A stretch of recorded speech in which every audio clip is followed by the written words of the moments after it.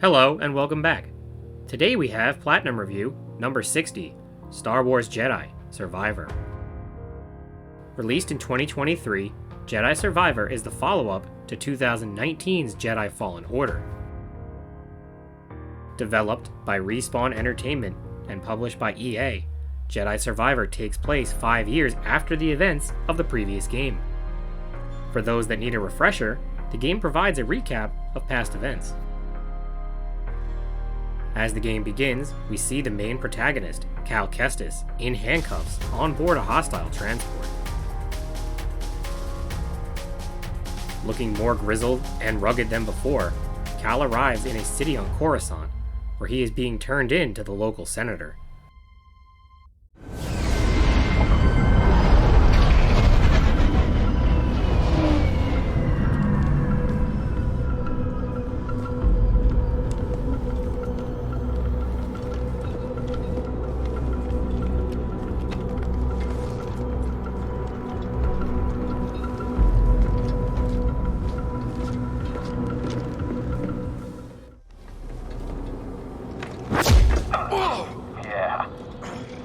Like the rest of your kind, traitor.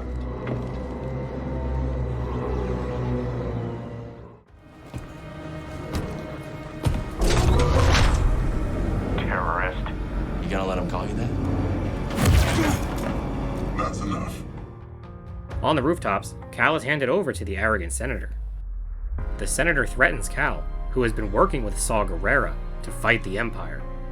But he will soon find out that he is in way over his head, as Cal is in complete control of the situation. The renegade Jedi Cal Kestis. You have made quite a name for yourself. Sabotaging weapons depots, disrupting supply lines, flaunting this for everyone to see. The failed coup on Norset. Arrogance is a trap a lot of us fall into, Senator. I'm sure the Emperor won't mind if I deliver you to him in pieces. What? Did you really think you could capture me?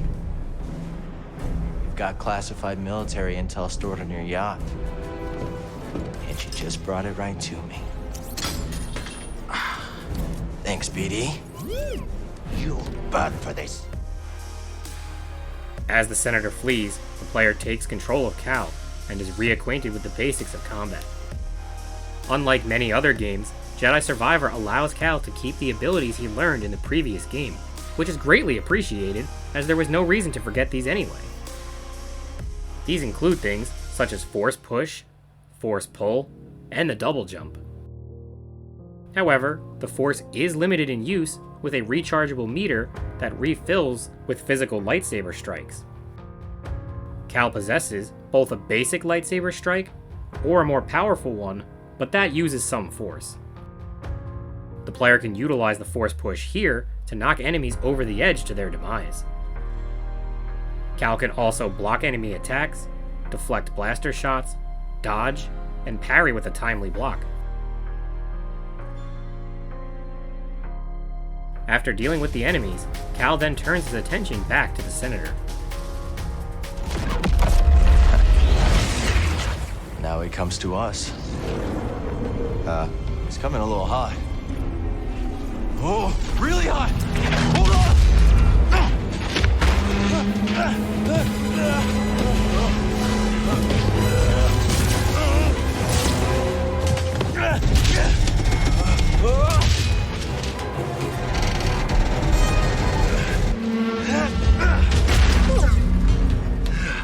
It's okay. Unfortunately, this doesn't go quite as planned, but Cal hangs on as the player is now reacquainted with the climbing and parkour mechanics, which felt more refined and smoother than the previous game, as Cal moves with haste. Back on solid ground, Cal finds the first collectible of the game, a chest. Contained within can be various cosmetic items, with this first being an emitter skin for the lightsaber. As Cal travels along the rooftops, the player fine-tunes their combat strategies against the unsuspecting stormtroopers. In need of rest, Cal finds a meditation spot, which as before will save the game while restoring Cal's health and force meter. But in return, defeated enemies will respawn. Also available at meditation spots is access to the skill tree. While Cal doesn't have a level, defeating enemies, uncovering secrets, and progressing the game will earn skill points to spend on upgrades. This time, the skill tree is more detailed and complex, with many different branches to unlock throughout the game. Similar to Cal, BD1 also maintained the upgrades he got in the previous game. These include use of the holomap, slicing, and traveling up a zipline. The holomap will keep track of which areas have been fully explored, and how many collectibles are yet to be discovered. As Cal travels, he comes across another familiar collectible, a Force Echo. Residual memories left behind in the Force, Cal can experience the history of an object.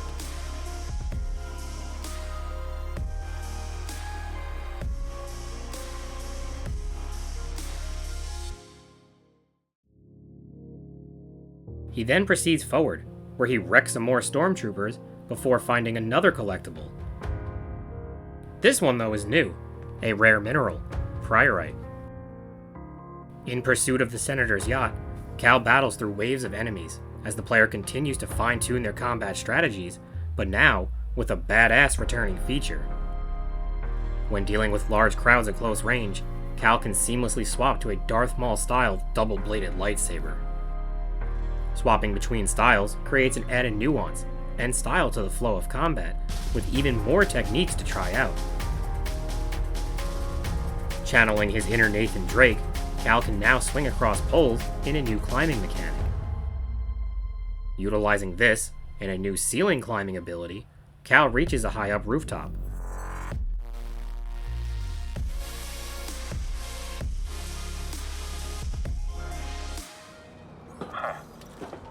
Got you, traitor.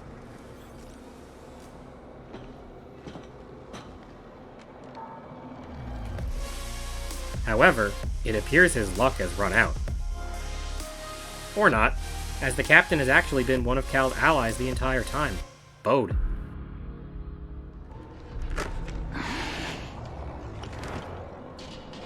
What took you so long? Oh, just hanging out, taking in the sights. Been a while since I was on Coruscant. Thanks, Bode. Part of the job, Custis. They now travel together as they try to reach the Senator's yacht. When fighting together, Cal can now direct Bode to attack certain enemies with a rechargeable ability. There is a trophy associated with using this, so make sure to do so when available.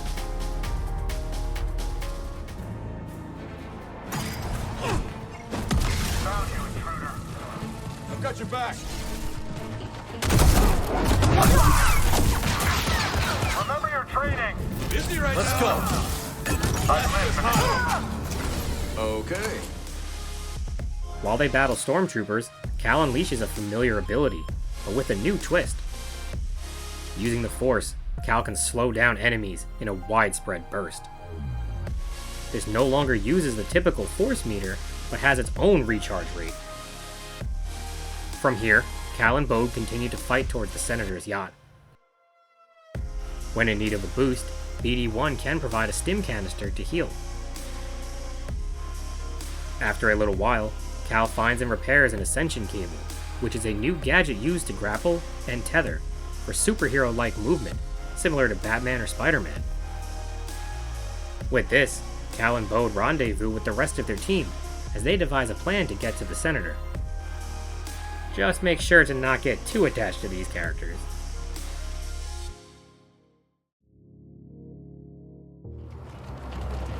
Any sign of Cal? Batista! I just bet the twins at the Senator had you in there stuffed and mounted. Hey, I want to cut at that. That yacht's aside in our Rim City. The Senator has military intel on his personal terminal here. Could give us a fighting chance against the Empire. Problem is, Captain secured blast doors. Even the twins can't pry those bad boys open. How are we getting in? You fellas got the yacht down, Jetpack. Then I'll work my slicer magic. With my lovely assistant. I'll grab our transport. Back before you know it. Thanks to some clever teamwork and Cal's climbing prowess, the team reaches the yacht and confronts the senator. Stay back! I'm warning you! I've got an entire squad in here!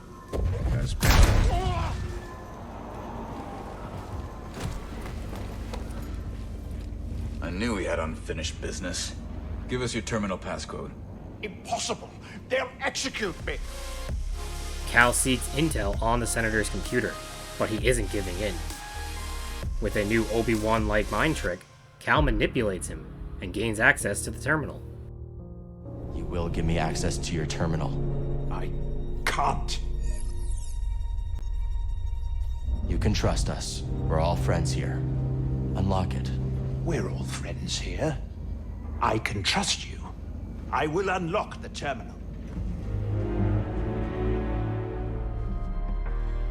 Unfortunately, he discovers that they are greatly outmatched against the massive and powerful Empire. Some that bow to the growing Empire do so for survival, but the Jedi won't go down without a fight.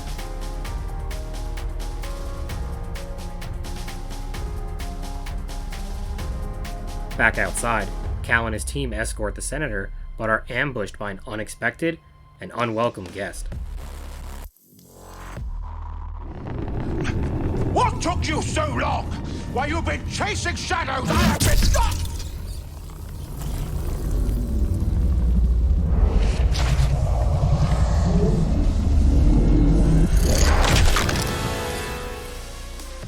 The Ninth Sister has returned, and she is no ally to the Senator. Full of hatred for Cal, the Ninth Sister orders an attack on him and his team. Castus! Open fire! Scanner! Get to cover! Barbaric and Inquisitor!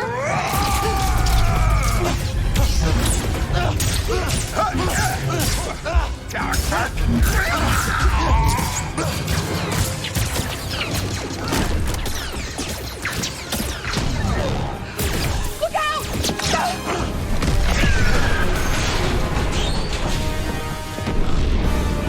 Yes,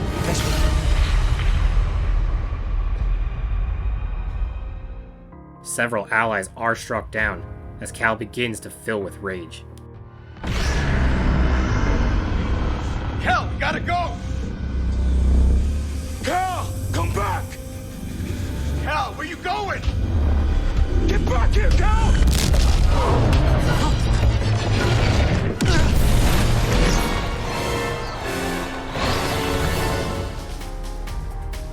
Temporarily distracted, he is blasted far below and must travel back to the surface.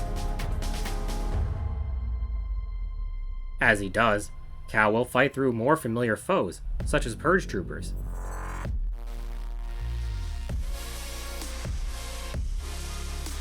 Utilizing his Jedi mind trick, Cal can convince enemies to temporarily fight for him instead. Back on the surface, Cal meets up with the surviving members of his team, but before long, he encounters the Ninth Sister again, who is looking for a fight.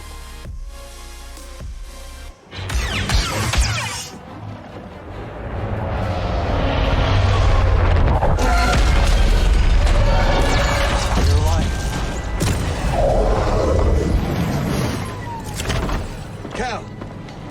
Good to see you. All right?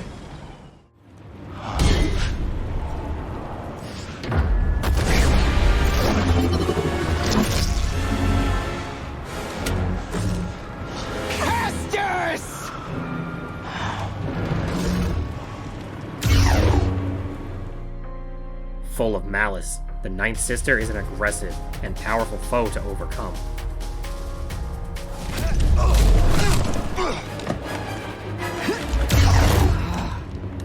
Impressive! But you're hurting bad inside, Kestis. I can sense it!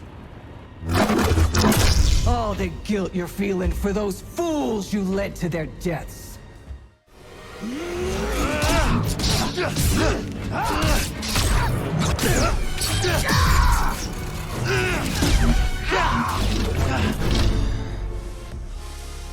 In the midst of battle, Cal snaps his lightsaber apart to utilize the dual wielding style from the first game. Cal attempts to reach the former Jedi inside the formidable Inquisitor, but it is no good. You were a Jedi Knight before you betrayed our order. Your name was Asana Tide. It's time to set you free.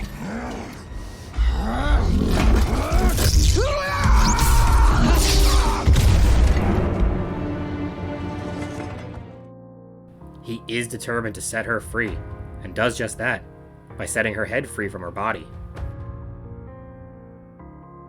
Unlike the first game, all three lightsaber styles can't be used at once. Instead, Cal can use meditation spots to customize his fighting stances to pick between two styles equipped at once. Each has a unique set of skills to unlock, with more stances to pick from later on. Now, Cal fights through the city until he meets up with Bode and Bravo, who are the only allies left.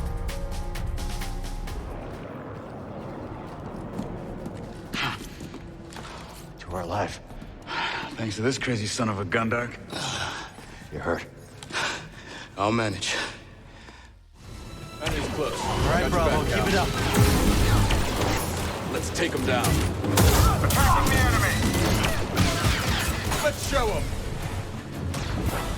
Won't know what hit him.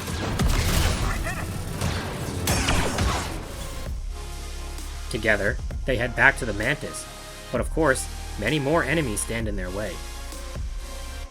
After fighting through, they go their separate ways. Before they can make the jump to hyperspace, Cal is confronted by TIE fighters.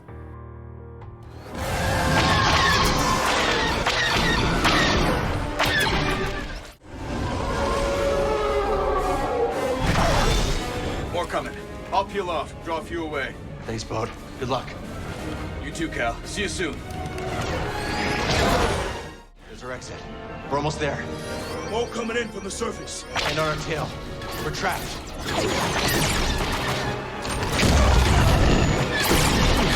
Shields down. We're almost...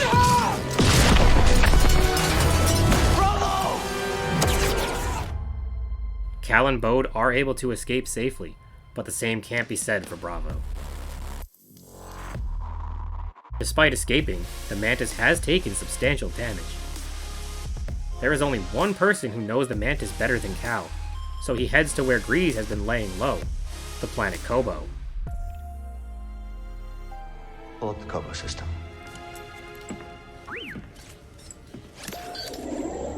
That's where you settled down. Out in the middle of nowhere. Could be a good place to lay low. If anyone knows how to fix up the Mantis, it's Grease Dritus.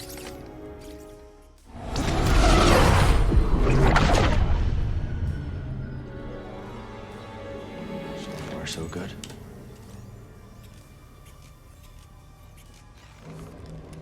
What is that?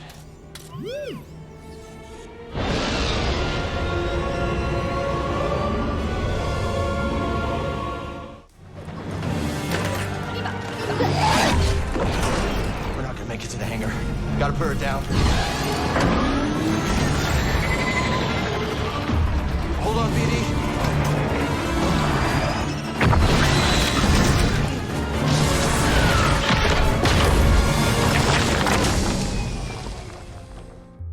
Upon reaching Kobo, the landing doesn't go smoothly, and Cal must head out to reach Grease on foot. Using BD-1 as binoculars, Cal can look far into the distance, and place beacons for waypoints on the map.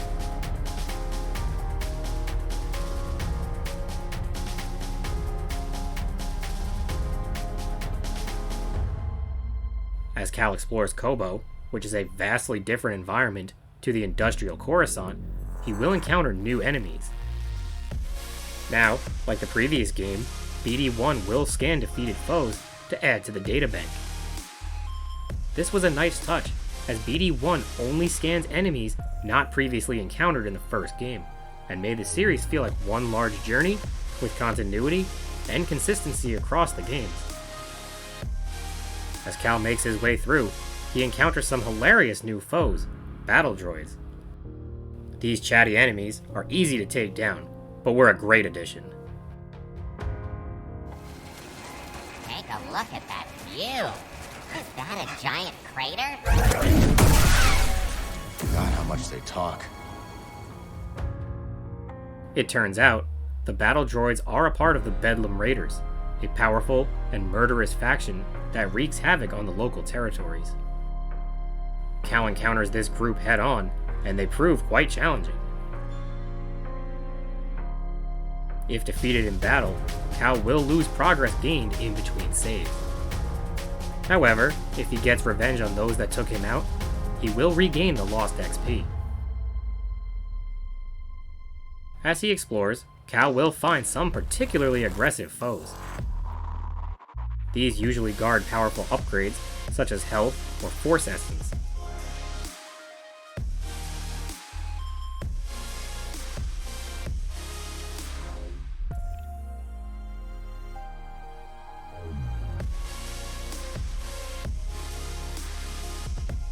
From here, Cal must puzzle solve his way towards Grease, utilizing explosives and rising tar to reach new areas. The player can progress the story at their own desired pace, and explore to their heart's desire, with many distracting side paths to take. Luckily, new to Jedi Survivor is the ability to fast travel. Now, meditation spots also serve as fast travel locations, which is a wonderful and much needed addition to the game. This allows the player to backtrack and go wherever they please at a moment's notice. While Cal explores, he discovers some familiar and friendly creatures, as well as new collectible seeds. Haven't I seen you before?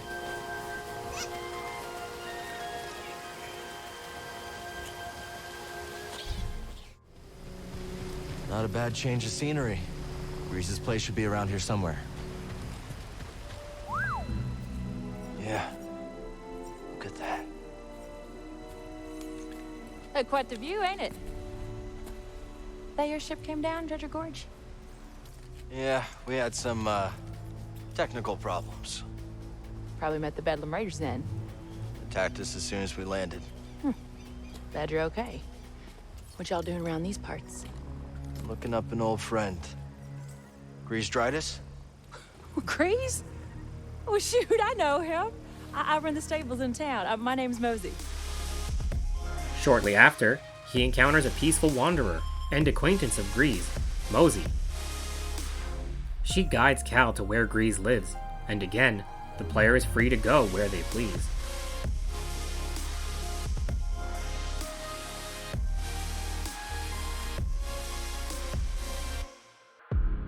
Cal will fight off enemies, find collectibles, pet the local boglings, and even uncover the hideout of a particularly powerful foe, a Rancor.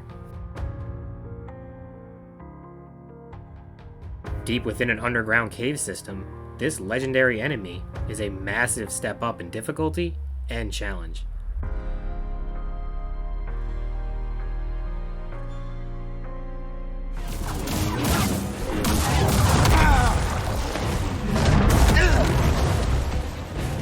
I need one.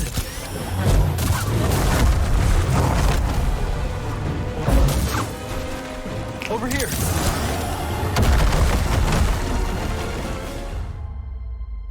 With enough persistence, it can be defeated, which yields a new reward.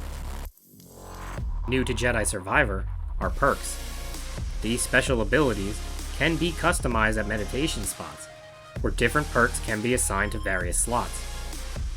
This first one makes attacks better at breaking enemy guards, and in general, perks will greatly range in power and technique. These will drastically alter your playstyle and strategy, so try out different combinations to find your preferred build. After getting distracted exploring, Cal gets back on track and reaches the local cantina. But instead of finding Grease, he immediately finds trouble. Think you can pull a fast one on us? It was all just a misunderstanding! Hey! Let him go. Coming to the aid of a defenseless local, Cal confronts the leader of the Bedlam Raiders, Ravis. We cannot do. This thing sold us a priceless relic. The key we have been searching for. Except, of course, it's fake! Kill him. Oh no!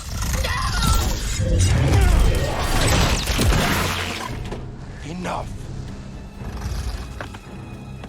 Walk away.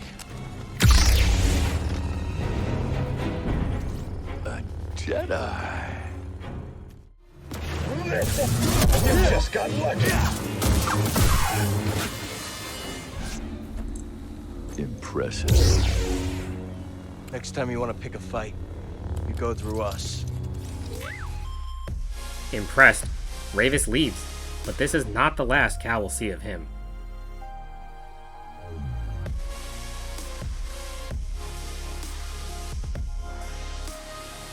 An appreciative Turgle introduces Cal to Doma, a local shop owner, before Cal finally enters the cantina and meets up with Grease. Turgle, get over here. Yes.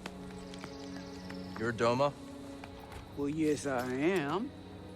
You got a name, Jedi? I'm Cal.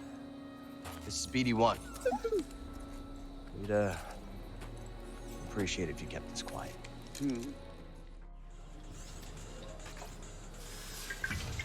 Ah, potential customer. What'll it be? Nothing. Thanks. Oh, well, that's a mistake. I'm looking for an old friend. 4 arms, hairy, big mouth. Ow! Vertically challenged? You can come out now, old boy. The coast is clear. I'll tell you, Monk, the Bedlam Raiders are gonna be the end of this town. We got no hope. Zero. Zilch. Nothing. How you doing, BD? Wait a minute. Cal. Cal, just get over here, you son of a bogling. Oh, it's been a while. I missed you, kid. Equipped with a new robotic arm, Grease is overjoyed to see Cal after such a long time. They catch up and reminisce about better times, as the team has gone their separate ways, and on seemingly awkward terms. Things, haven't been the same since the team split up. Yeah, hey, we had some good times, didn't we, huh? Me, you, the Space Witch, Seer. Have you talked to her lately? Marin's always on the move, exploring new places, making new friends. I was talking about Seer. No. It's been a while. I got a spare room down in the basement made up especially for you. You should check it out. All right. Thanks, Grease.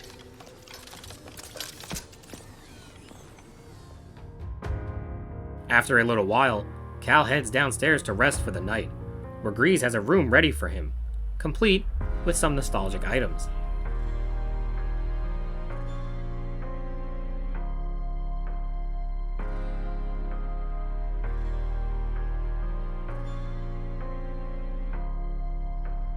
In the morning, Grease tries to have a heart-to-heart talk with Cal, but he is in no mood for it, as he holds resentment that the team broke up, and is stuck in a never-ending Jedi ways.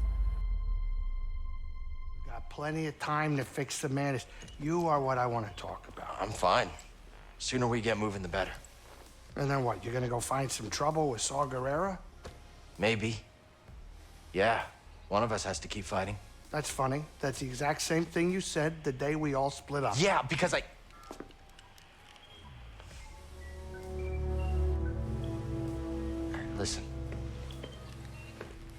know you all had your reasons for leaving. But walking away isn't an option for me. I know you were dealt a bad hand, but you gotta take it from me. Somebody who had to learn the hard way. You gotta know when to walk away from a rigged game. Otherwise, you are gonna end up losing something you could never replace. Unable to get through to Cal, Grease shows him the way to a spare part for the Mantis. This takes Cal underground, through abandoned tunnels filled with treacherous jumps and hostile creatures. Just when he reaches the needed part, the ground shakes and crumbles beneath him, as he and BD-1 fall far below into strange and ancient ruins.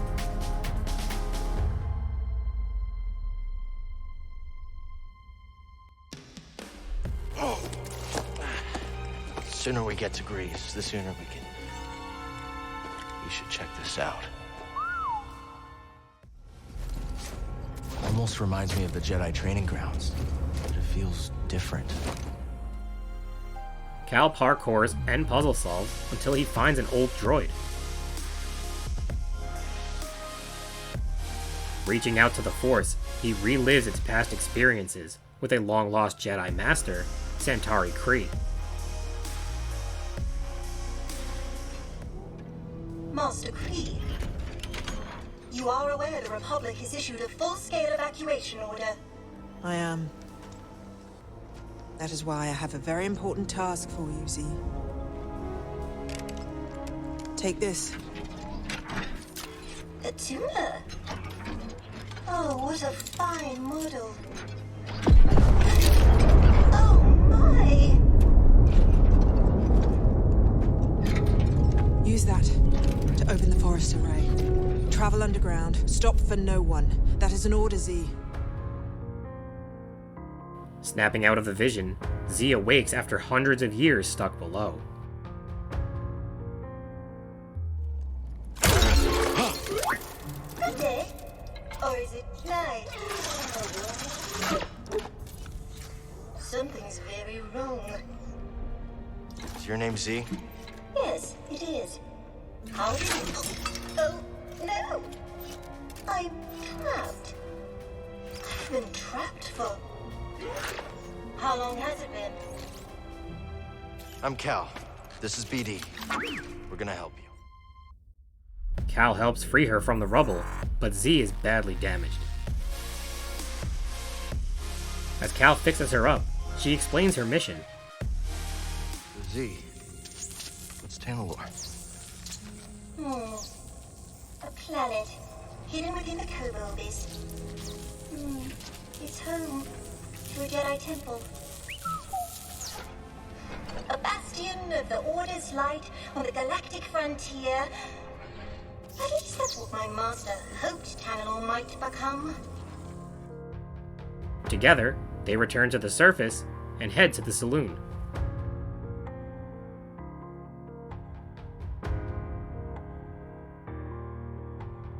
Waiting inside is Bode, who Cal introduces to a skeptical Grease. I'm not a Bedlam Raider spy. I'm a friend of Cal Kestis. Cal, what's it? Look, I told you, buddy, you're in the wrong cantina. I don't know anybody named Cal Kestis. Hey, Grease. Oh, that Cal Kestis. Found the gyro. You made it. Good to see you, Cal. Grease Dritus, this is Bode Akuna. He was on Coruscant. Wouldn't have made it out alive without his help. Oh, all right. Hi, nice to meet you. Unfortunately, I don't think I have another bed available. Wait a minute. Another one? Cal, you have a very bad habit of picking up strays. Still too damaged to fulfill her mission, Z requests Cal's help to reach the forest array. It turns out, Grease has heard rumors about Tanalorr, and intrigued by potential treasure, heads out to fix the Mantis in preparation. Did you just say Tanalorr? You've heard of it? Yeah, it's an old prospector's legend about a lost world filled with treasure. Maybe this droid proves it's more than a myth. Z. Whoa there, Heritage. While they're all sallying forth, why don't you ease up on the thrusters? Come along. I can get you tuned up, shined up, and, caught up on the state of the galaxy. From here, the outpost will begin to grow, as Cal meets and recruits new allies from across the galaxy. This reminded me of Horizon Forbidden West, how you have a home base that starts off barren, but slowly builds over time, with new friends, extensive dialogue, and expanding shops for trade. Before heading for the Forest Array, Cal explores the outpost, engaging in optional conversations, taking on side quests, trading at some local shops, and even finding Priorite in an unexpected spot.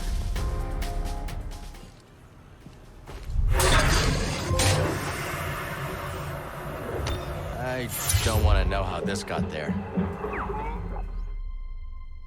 As Cal speaks with different characters, they will inform him of rumors spreading around town, and these serve as side quests that can be taken on at any point for additional rewards.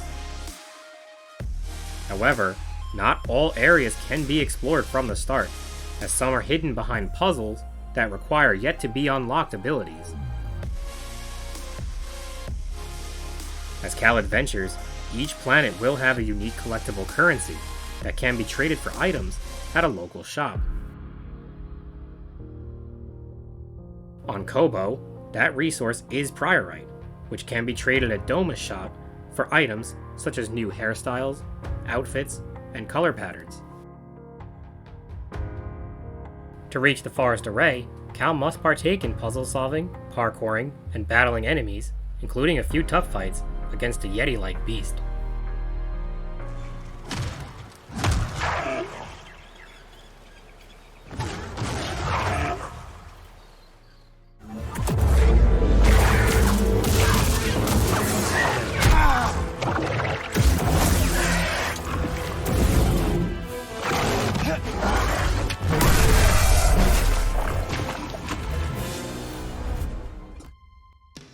Along the way, Cal discovers a hidden Jedi meditation chamber. These offer a unique challenge to overcome, with 7 found throughout the galaxy.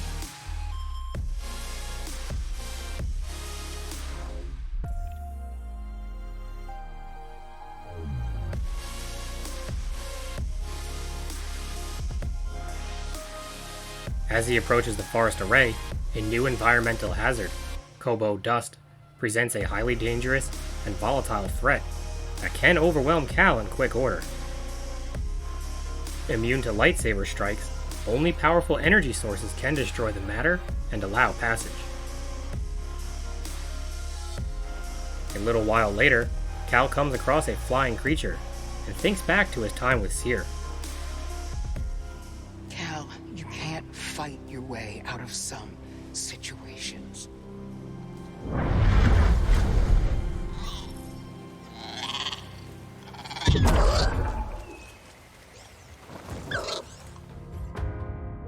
Utilizing her advice, he tames the creature and can use it to fly across large gaps and reach far-off areas.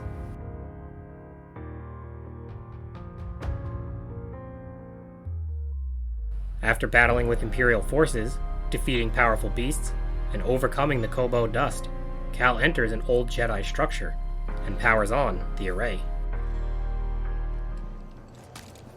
This must be where Centauri Kree intended to send Z. The key to Tanalorr was sealed away. For centuries now. That did it. Sounds like the array is powering up.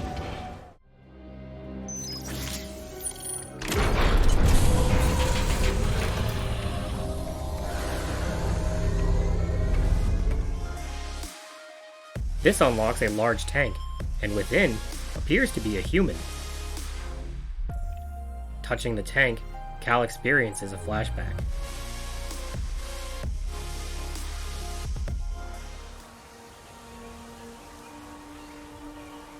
Welcome to Tanalorr.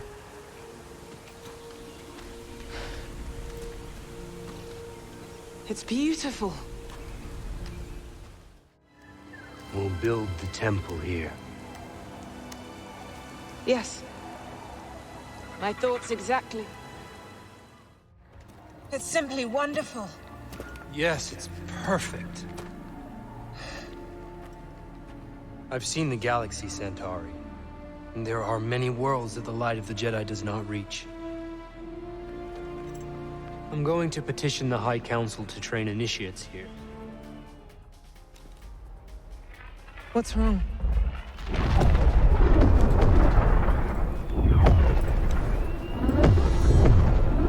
Warn the others. We're under attack.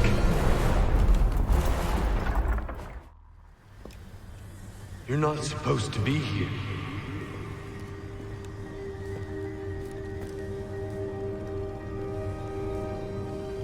Release me. Please.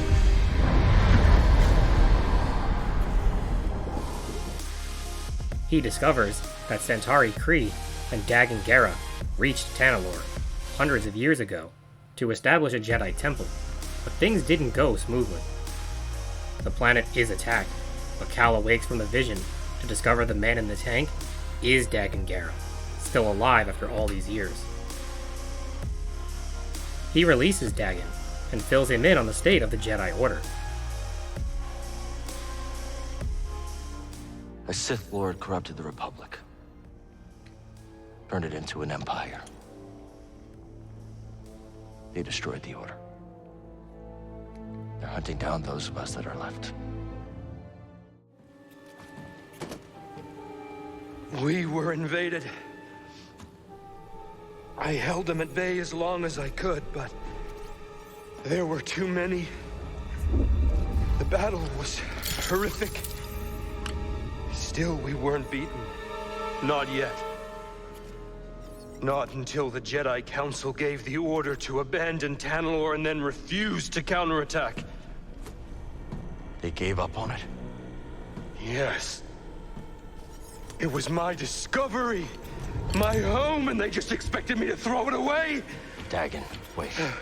I refused to obey and was betrayed by the one I trusted most! No, stop! In return, Dagan explains what happened on Tanalorr, and how the Jedi Council, as usual, made a stupid decision that would set into motion dark events, as Dagan reveals he is no longer a Jedi.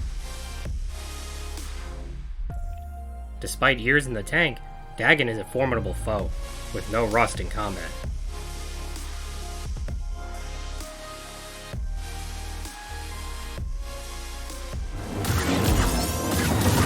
Trivial!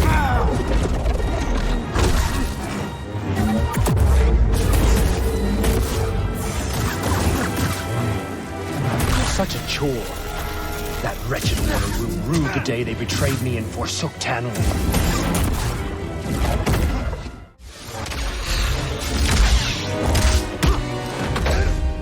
I will not be imprisoned again.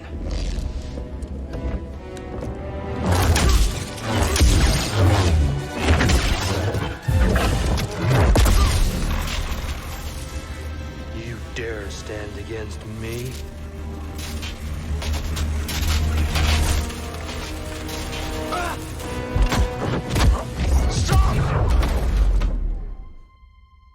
After an intense fight, Dagan is overpowered by Cal, but is able to escape with the help of Ravis.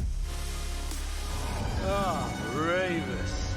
I should have known you would honor your oath.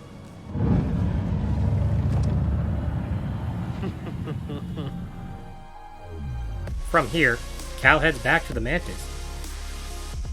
Back on board, Cal fills in Grease and Bode on what happened at the array. I found something out there. Oh yeah, what do you got? Another holocron? Jedi. From the time of the High Republic, somehow preserved him back to Dagan Gera. I freed him. What happened? He attacked me. Escaped with the Bedlam Raiders. He's who they've been looking for. Says the Jedi betrayed him and turned to the dark side. Are you okay, kid? Tanalorr. It's real, Grease. It's hidden somewhere in the Abyss. Oh, that's impossible! The Abyss eats any ship that gets too close! The Republic found a way through hundreds of years ago. That's why they built that array in the forest. A hidden world that nobody's been able to reach for centuries. If you figured out how to cross the Abyss, you could just disappear. Completely. No Bedlam Raiders. No bounty hunters. no galactic empire. If anyone knows about a lost Jedi world, it's here. Jedi! Aha! It's about time you paid that lady a visit. All right, I'm gonna make us some food before we go. Before heading out, Cal can partake in numerous side objectives at the outpost. These include additional conversations with the locals at the saloon, which provide great background information and really fill in the story with more fun details. Speaking with Toa, we'll provide some leads on the meditation chambers discovered earlier, to help in that side task.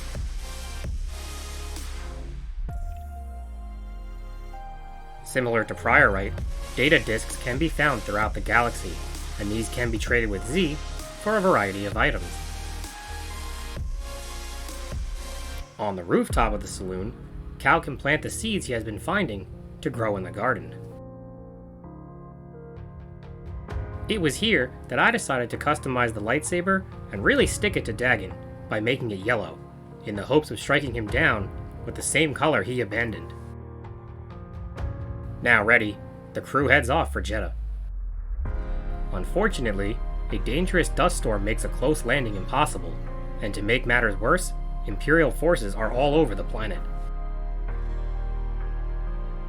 Despite this, Cal must travel on foot and comes face to face with enemies in short order.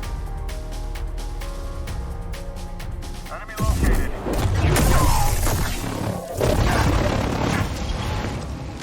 I can't get an angle. In the middle of battle, a familiar ally returns to help, Merrin, who has clearly been harnessing her power and fine-tuning her combat skills in the years away.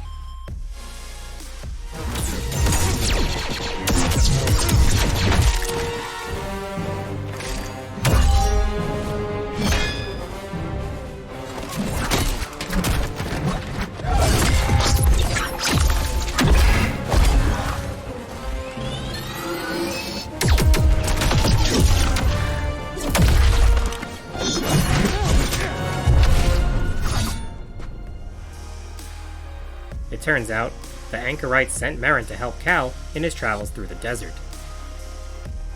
Together, they fight, with Cal able to utilize Merrin for a powerful attack, similar to how he summoned Bode in battle earlier. Whoa, watch out! Are you trying to kill me? Sorry, I thought... It's alright, Cal. Stand by. I will fix this. What are you doing? Restoring the pattern through the chaos. Incredible.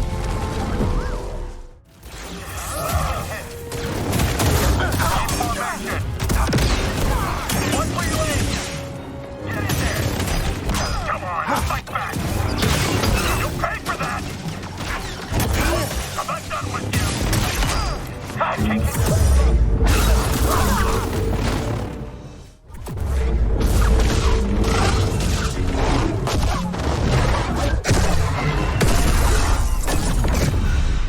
Good work. You too. They take out the Imperial forces with ease and commandeer a Spaniel to hitch a ride. As they travel, they catch up, as their feelings for each other persist despite the time apart.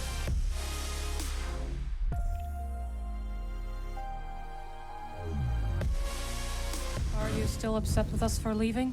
I didn't see it coming, Merrin. All of us going our separate ways. I understand, Cal. But we had our reasons. Wherever I went, you were never far from my thoughts.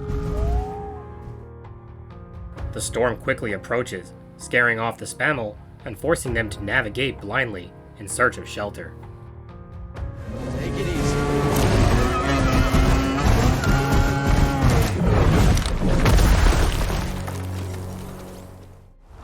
Merrin, can you hear me? I don't see her, BD. Cal! Can you hear me? This way! Merrin, we're coming. You're all right. For now. This way. Quickly. Luckily, they find a cave and rest for the night.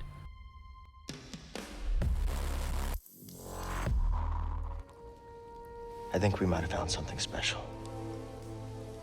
A place where the Empire can't find us. But it would mean leaving the fight. And the fight is all I know. Cal. Look into the fire. It will warm you. Keep you company. On dark, lonesome nights, yes? But left unchecked, it will consume everything in its path. Until there is only ash. I missed you, Marin. And I you. I had to leave, Cal. In order to see the galaxy on my own terms.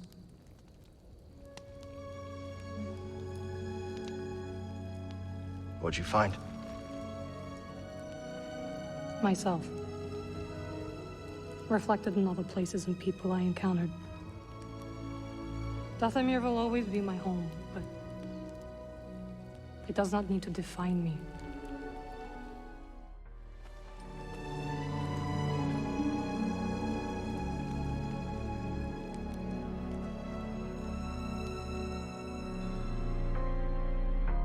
In the morning, the storm has passed, so they head for Cere's base.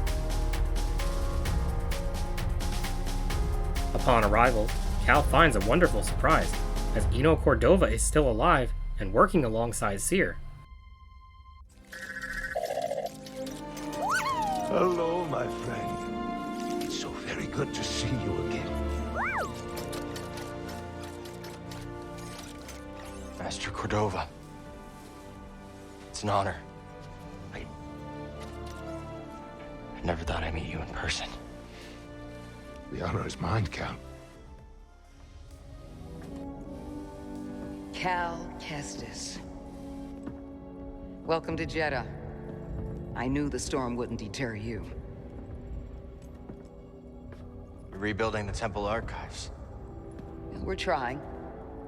As long as this knowledge remains, the legacy of the Jedi survives. We're a part of a network, known as the Hidden Path. We provide safe passage and new identities to those who have been persecuted by the Empire. I wanted to prove to the galaxy that the Empire isn't invulnerable. That you can resist. That you have to fight if things are gonna get better. But then they just listen to the propaganda and they pretend they're free anyways. You chose a hard path. And it hasn't made a difference. Well, while the Empire's trained its eyes on you, we've been able to build the network. Find allies. And save lives.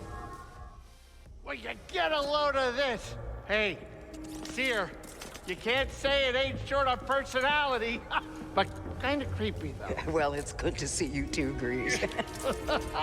Well, hello, BD. Okay. Now, what brings you all to Jeddah? We're searching for a lost planet. Tanalorr, you ever heard of it? It's on the other side of a deadly nebula called the Kobo Abyss. Well, our archives are far from complete, but I'm sure Master Cordova's up to the task. With pleasure. The trouble is, we're not the only ones looking for this place. In search of answers, Cordova suggests they visit either Dagon's retreat on Kobo or a lab he had on its shattered moon. The player can choose which to explore first, and as Cal is about to leave, Bode gifts him a blaster, which unlocks a new stance that utilizes both it and the lightsaber in tandem. It's Marin, right? Well, I could get another one if you think you might want it.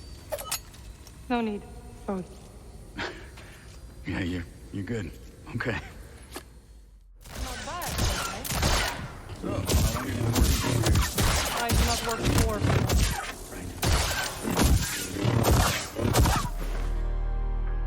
I decided to check out Dagon's retreat first, so Cal lands back on Kobo to head north.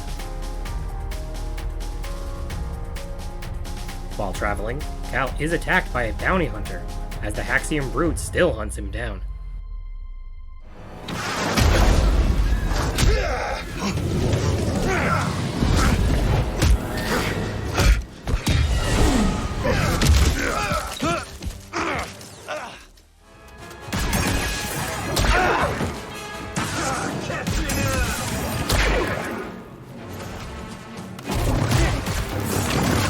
Feeling scared? After taking him out, Cal is approached by Cage Vanda, a former bounty hunter herself. Oh, nicely done. Name's Cage Vanda. This Mudscuffer picked up your trail outside the outpost. Cal. Sounds like you've been watching us. Oh, we've all been watching, Cal. Not every newcomer introduces themselves by taking down one of Ravis's boys, which, by the way, nice touch. Love a big entrance. In return for a reward, she will provide Cal with leads on the Haxion brood, so the hunters become the hunted, in what is another side task. After extensive puzzle solving and flying, Cal uncovers a new upgrade for BD-1. This allows him to spray Kobo matter in a trail to be burned, presenting a new puzzle solving mechanic.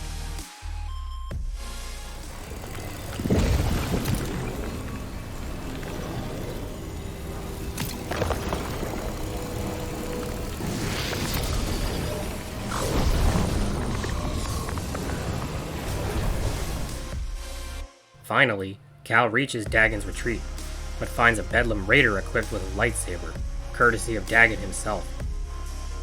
Luckily, they are untrained and easy enough to take down.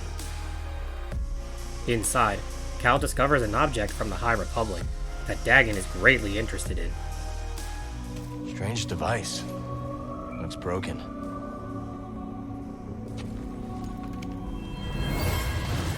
He is coming. Destroy it now.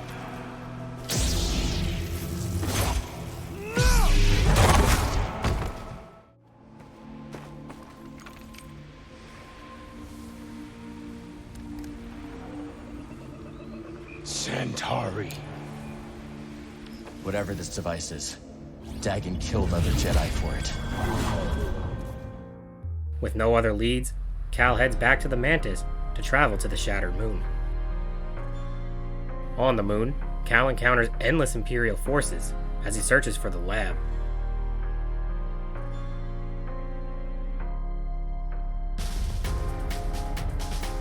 Along the way, Cal discovers a strange tear in the Force.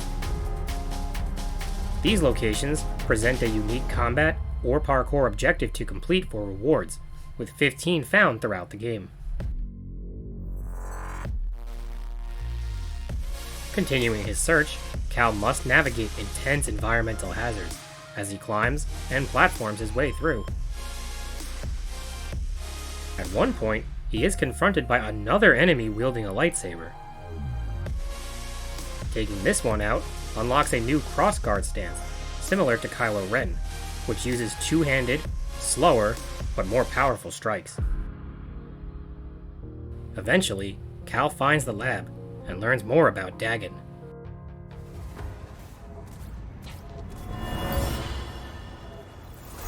I'll go. I'm the best pilot for this mission, and you know it. Every ship we've sent into the Abyss has vanished without a trace. We'll go together. I cannot let you take the risk alone. This is your invention. No one else understands it. You're the only one who can guide me back. With this new information and the ancient object, he returns to Cordova. A strange device. This one seems to be a duplicate. Both have been damaged by lightsabers. Wasn't me. This time. Perish the thought, You think you can fix it? I don't know. But I will certainly try. Master Junda, the Empire is nearing Pilgrim Sanctuary. Cordova hopes to repair the object, but bad news overshadows the discovery. One of the anchorites, Brother Armias, is trapped in a safe house with Imperial forces bearing down on him. Brother Armias possesses communication codes that would be devastating in the hands of the Empire, so Cal and Merrin head out to rescue him. Together, they fight through Imperial forces to reach Pilgrim Sanctuary.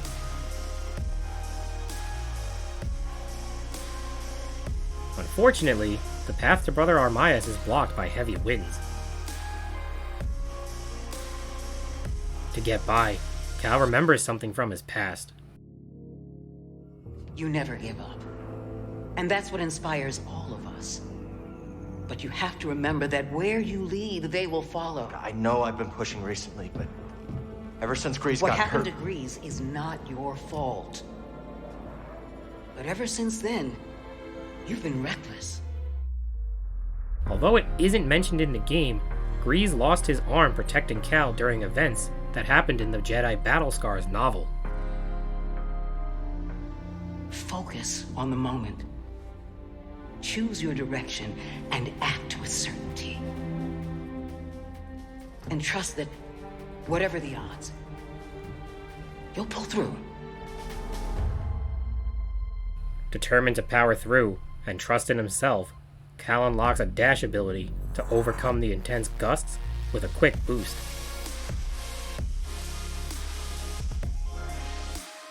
With this new ability, Cal and Merrin are finally able to reach Brother Armias and retrieve the codes. You used the Force, you're Cal Kestis. It's time to go. The Empire's closing in. Yes. Which is why this must make it back to Master Junda. These contact codes cannot fall into the hands of the Empire.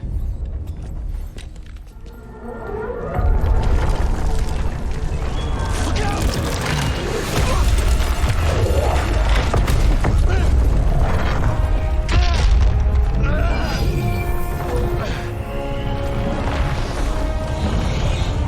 Cal, he's gone. Unfortunately, Brother Armias is not so lucky. In order to escape, Merrin provides Cal with a magical charm that allows passage through barriers.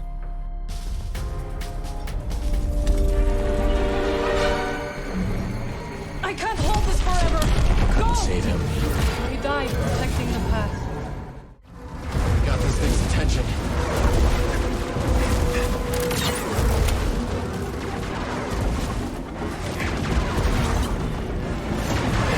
That was close. I'm impressed. Before long, though, they reach a dead end. But Merrin has an idea. It is risky, so she makes sure Cal knows how she feels about him first. Do you trust me? Yes.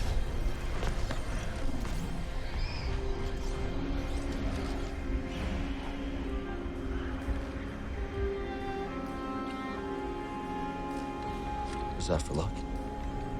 No. For me. Dashing through the portals transports Cal at high speeds to new locations, making for some epic and amazing platforming sequences.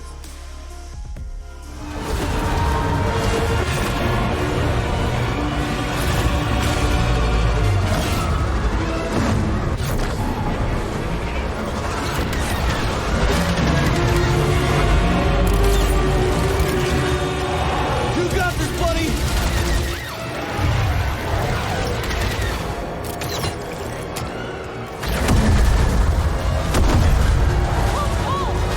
No kidding. This thing's gotta have a weakness.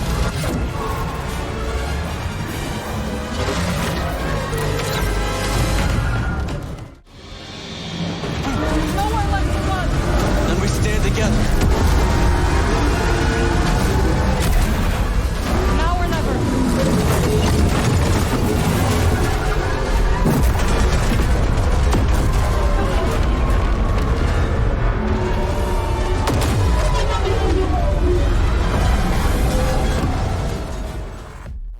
With incredible teamwork, Cal and Merrin escape and make it back to Seer. Seer. I couldn't save Armias. He gave his life for this. I'm sorry. I know you did your best, Cal. And the Empire? They did not track us. Hey, Scrapper. Glad you made it back in one piece. Master Cordova. Within the archives, Cordova has discovered that the Koboh Abyss can be navigated to reach Tanalorr, but without a special compass, it is too treacherous. The Republic established the colony on Koboh to study a stellar anomaly known as the Abyss. Santari Khri led the research team. That Z with him. Early attempts to navigate the Abyss ended in disaster. The Republic was on the verge of abandoning the project. And then guess who volunteers to fly in alone and discovers a planet on the other side? Dagon. Using the data from his voyage, Khri invented the Abyss Compass to guide others safely to Tanalorr. So the Order sent Jedi to secure the compasses. Dagon murders them over it. Jedi. Killing other Jedi. But Centauri said that Dagon was the key to Tanalorr. Maybe he is young Jedi. Although the objects that Cal discovered earlier are the compasses, they are beyond repair. But a third one still exists. Renewed hope wells within Cal, as finding the compass before Dagon can provide a sanctuary. Merrin decides to join Cal on his journey, and together, they head back to Koboh. Helped me realize I wasn't alone. As did you. But there is a galaxy full of people who have suffered as we have. It's as Seer said. Perhaps you have found a sanctuary for them. Perhaps. If we can get to it. I will join you. Upon landing, Turgle and Mosey inform Cal that the Bedlam Raiders have kidnapped Z, likely to search her memory for signs of the compass's location. Cal, so glad you're back. You missed all the action. It was horrible. Did something happen? The Raiders paid us another visit. Took a shine to that droid you found. Z. They took her, Cal. Carried her right out. She's been droid-napped. My saloon better be okay, Turgle. I think you brought this down on us. I'm innocent, Mr. Grease, promise. Now's our time to move. I like where this is going. They already have what they came for. They're back at their fortress feeling safe, complacent. They'll never see it coming. Maybe not. But if you're wrong, then they'll be looking for payback. Not to worry. I will stay here and look after Grease and the others. You sure? I think you two can manage. Just don't let him swim without supervision. Let me know if you need help. Nice sex. Name's Mosey. Merrin. All right. I'll scout ahead. Meet you there? With Bode's help, Cal scouts the Raider stronghold before fighting their way inside. Anyone spot you? Me? Not a chance. What are we dealing with? They're done.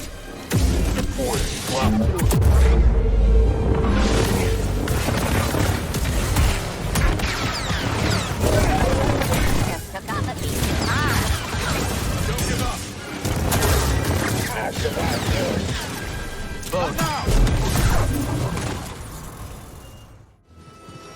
They won't like this.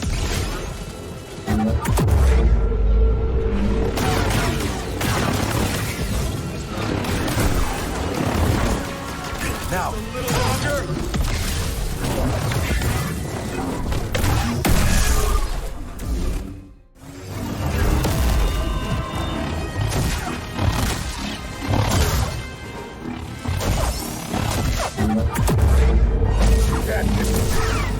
Now. Oh, I see you took care of things here.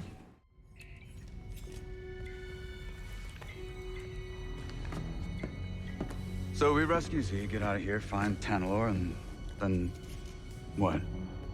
I'm just taking it day by day. Maybe figure something out with Merrin? She's got her path, I've got mine. Yeah, I've heard Jedi avoid attachment, but That's right. just don't forget who you really are. What's that supposed to mean? It means trust your heart. Things are only getting worse out there. Life is precious. And so is happiness. I wish it were that simple. It is that simple.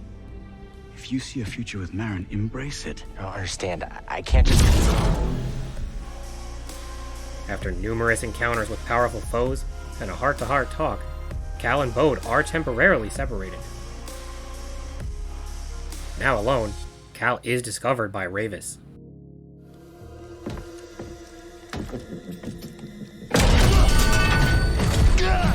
Jedi.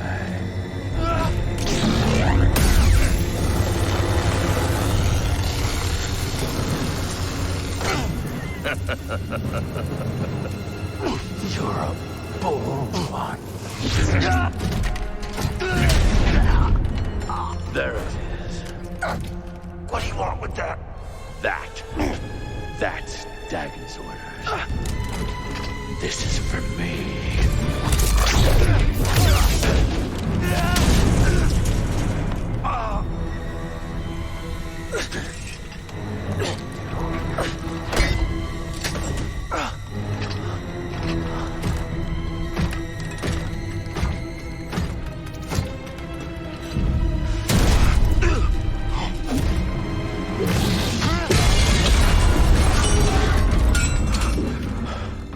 Nice one, BD.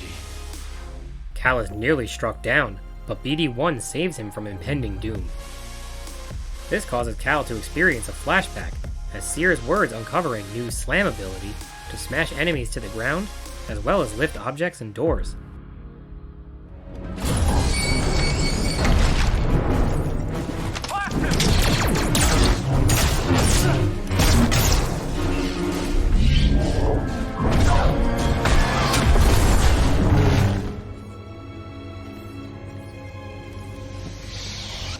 That was clever. Sometimes the solution to a problem lies in how it's framed. Always consider the situation from multiple angles. With this ability, Cal pursues Ravis, who attempts to warn Dagon, but he is unfazed, as he believes he knows where Centauri hid the final compass. Centauri, your work is unparalleled. But sending a droid instead of facing me yourself, such cowardice. A small price to pay for her sparing your life. Tell me, did the Jedi's death satisfy you? He escaped. All those years of incarceration dull your edge. Sharp enough to see the Jedi might be your equal. Say it again and I'll cut out your tongue. It'll grow back. Dagon, listen. The Jedi is a threat. Not now that we have this. I already duplicated the device's frequencies. We can now access any site she sealed. Well done, Ravis. You, activate the forest array. Go to the Shattered Moon. I know where Centauri hid the last compass. Finally, Cal reaches Z, but Dagon confronts him, and they clash once more. That droid is mine. I suppose I'll rescue myself.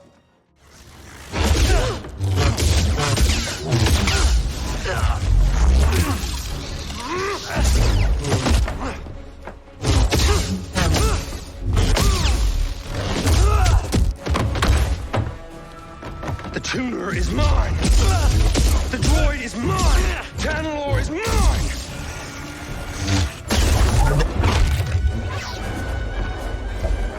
Master Creed should have left you in that tank to rot!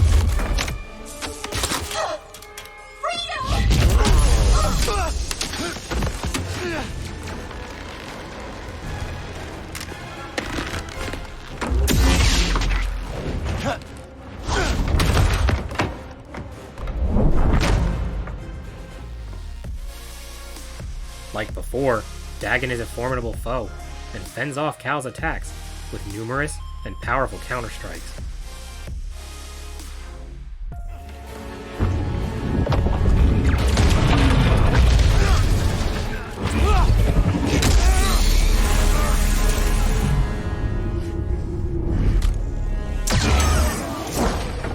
Hey, back to breath.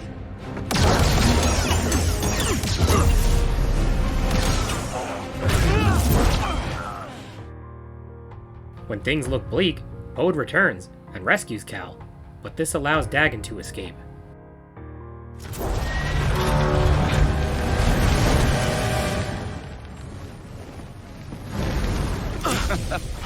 You're not getting away that easy. Thanks. Two warriors at the height of their powers, bound in brotherhood. Luckily, Z is safe, and together they make their way back to the saloon before pursuing Dagon back to the Shattered Moon. Unfortunately, Dagon has a massive presence surrounding the structure. But, just like the previous game, Merrin cloaks the Mantis for a stealthy approach. I can hide the Mantis. Last I checked, this ship isn't equipped with a cloaking device. What is she doing?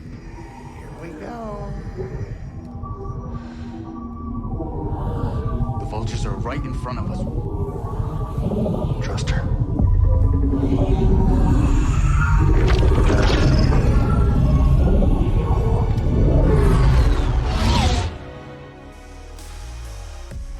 Inside, Cal must overcome intense environmental hazards and the usual array of fearsome enemies.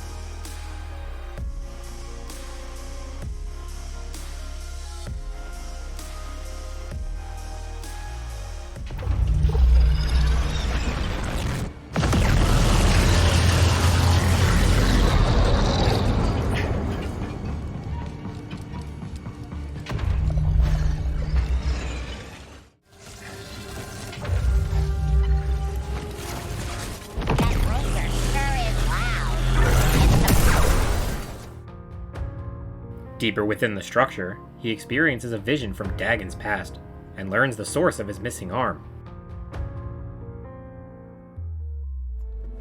Dagon, what have you done? What I must. Stop. But you want what I want. Why else would you deceive the Council? You've lost your way. Tanalor has changed you. It's changed you as well.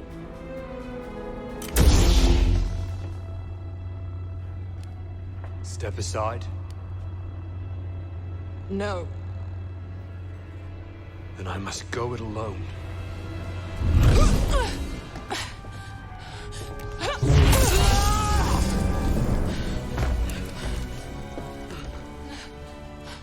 Centauri. Get a medical droid in here! And prepare a back-to-tank! Shortly after, Cal discovers an upgrade for his ascension cable that allows him to grapple and boost to reach new areas.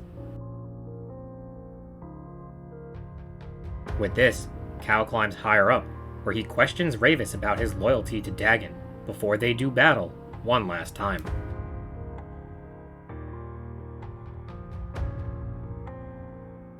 Long ago, Dagon bested me in combat. Earned my loyalty. We fought side by side until the Jedi betrayed him. It took many of your order to defeat me. And yet, they dishonored me. Denied me a warrior's death. Left me to rot in a cage for centuries. You're still just Dagon's servant. Time does not diminish my loyalties. Without a code, you can only serve yourself.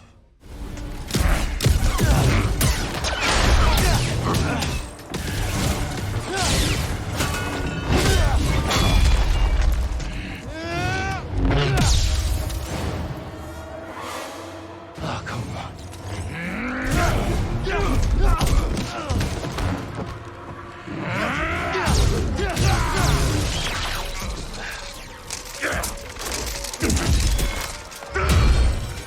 I've been waiting for this. For 200 years!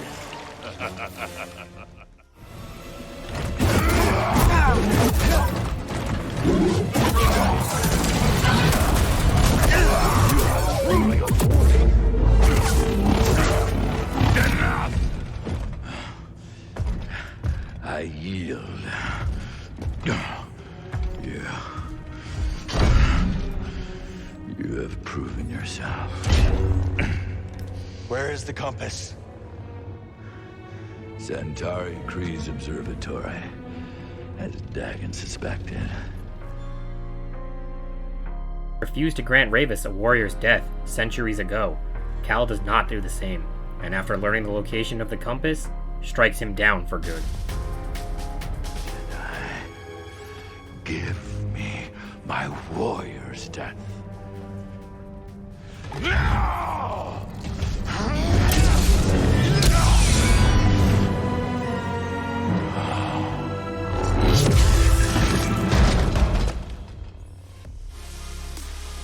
In pursuit of Dagan, Cal and the team head for Centauri's observatory on Kobo.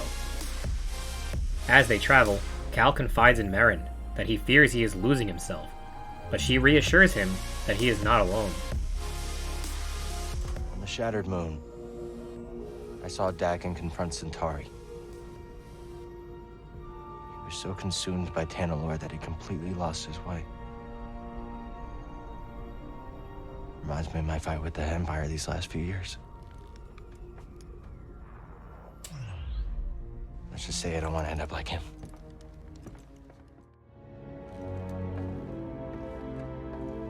If you ever stray from your path,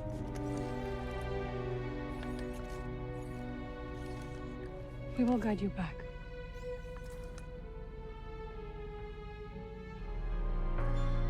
During his trek through Kobo, Cal encounters a strange fisher, Scuba Stev. I don't know if this was a reference to Scuba Steve from Big Daddy, but I couldn't help but think of that. Found in different locations throughout the galaxy, Scuba Stev will catch fish for the Saloon's aquarium, and tell Cal some crazy stories in yet another side task. What's your name, lad? If I'm to hold a grudge, best to know the name. I'm Cal. This is BD1. My bantam old mum dubbed me Scuba Stev. Scuba the Fisher, am I? You know, there's a fish tank down in Pyloon's Saloon that could use some attention. Getting back on track, Cal discovers a new upgrade for BD1 that fires an electro dart to power on circuits, opening up a whole new mechanic for exploration and puzzle solving. With this, Cal can reach the observatory, but must fight through a heavy Imperial presence. Found high in the sky, the observatory requires complex parkour and platforming to reach the top, with even more enemies to take down. Better watch yourself out there, Cal. Raiders and imps are at each other's throats. We'll be fine. Try to get eyes on Dagan. Roger that.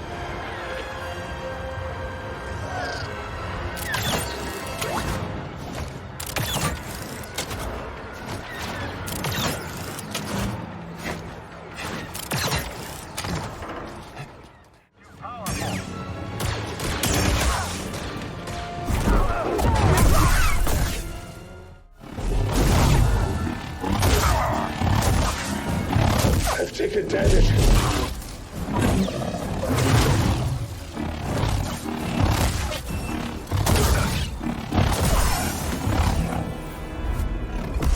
Dagan's throwing everything he has at us, huh? Finally, at the very top, Cal confronts Dagan one last time. Seek me out, or go to Tanalorr. That is yours to decide.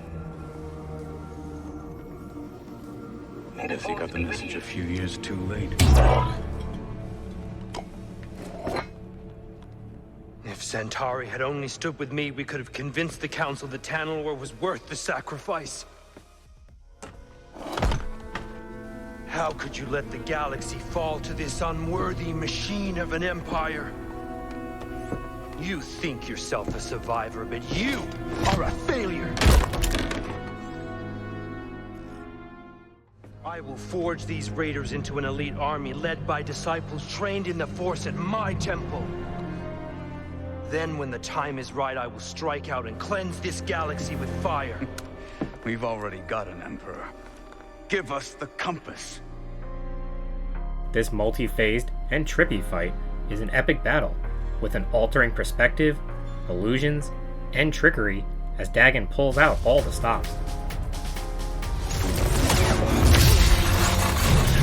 You're still chained by the past.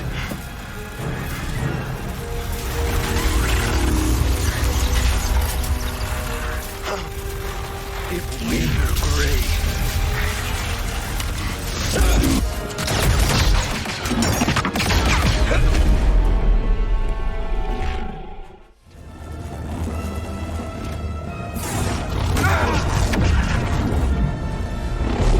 Bear witness to true power. Target acquired.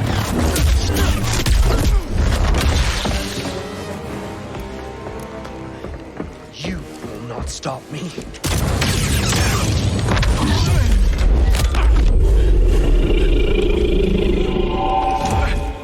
How pathetic.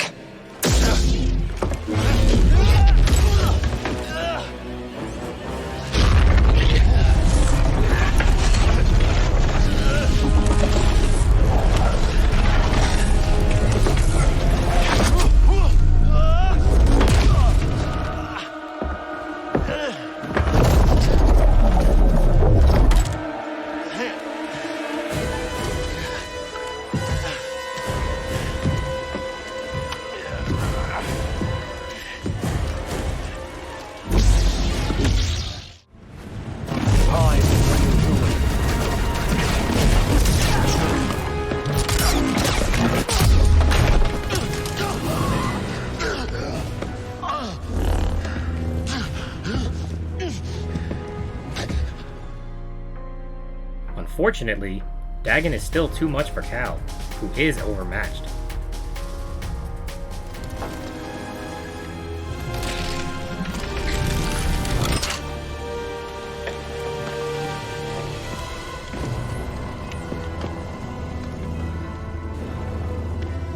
The shuttles are leaving.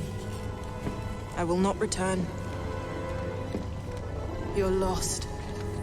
You've strayed from the path.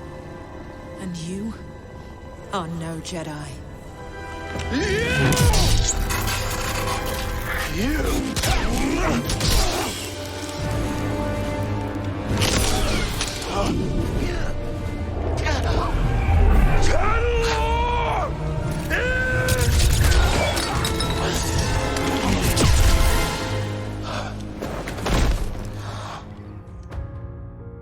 On the brink of death, Cal reveals he actually used Dagon's own power against him, allowing an opening to strike him down, but the compass is damaged. What happened? Some kind of force hallucination. Fueled by fear. I use his against him. They decide to take the pieces to Cordova for repair, and Cal, taking inspiration from Dagon, wishes to utilize Tanalorr as a training ground for a wide-scale counterstrike against the Empire. Maybe Dagon was right. You sure you're not still, you know? Think about it. Tanalorr's a fortress. We should use it for the hidden path. Gather allies, train. They'd never see us coming. Back on Jeddah, Cal gives the compass to Cordova, who is confident he can fix the device. With Sanctuary nearly within reach, everyone relaxes for the night, drinking tea, and dreaming of a peaceful future. Hey! I have more tea. Seer, why don't you join us on Tanalorr? There's no better home for the Archive or the Hidden Path. But whatever the future holds, we can face it together. Everyone, the Hidden Path has found a new home. To Tanalorr. Tanalorr. Hey, wait a minute, Seer, does that mean you're coming? Yes, Grease. In fact, I'm going to go and prepare the Archive for relocation. But not everyone is ecstatic, as Bode is worried about his daughter, Kata. You know me too well, Scrapper. Just thinking about Kata. And people looking after her, but it's always a bit tough when I come back. When she sees what you've done for her, she'll understand.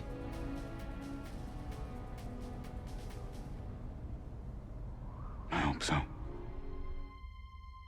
Realizing what he truly wants is right in front of him, and no longer allowing the Jedi ways to hold him back, Cal admits his feelings to Merrin. Look, the Order's gone. It's time to leave it behind. And I know what I want now. Took you long enough.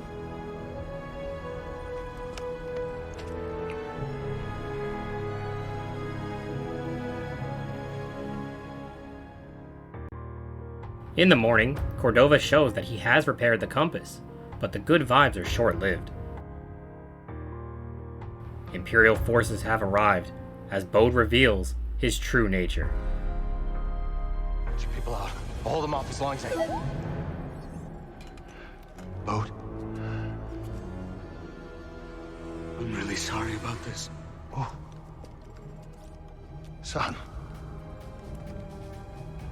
Son, you don't have to do this. No!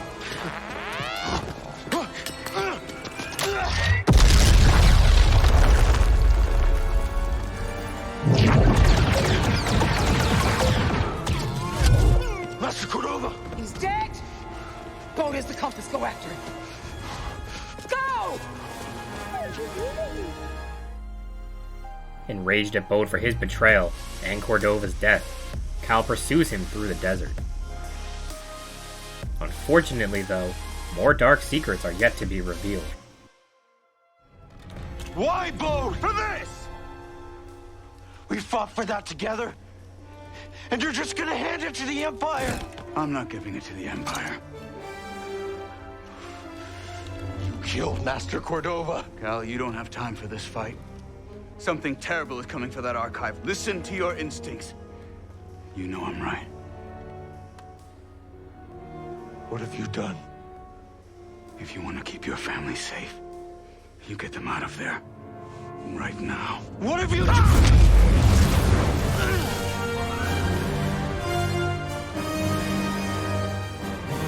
You can't be.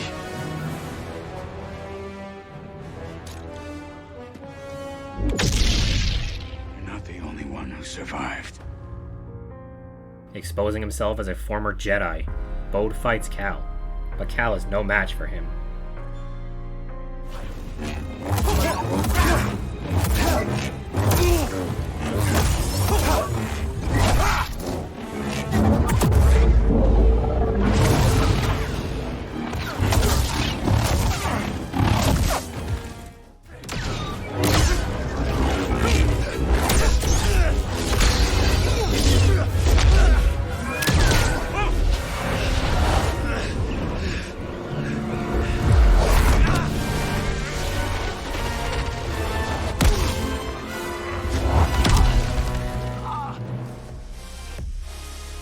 With Cal injured, Bode escapes, and the player now takes control of Cere, as she fights off the Imperial invasion.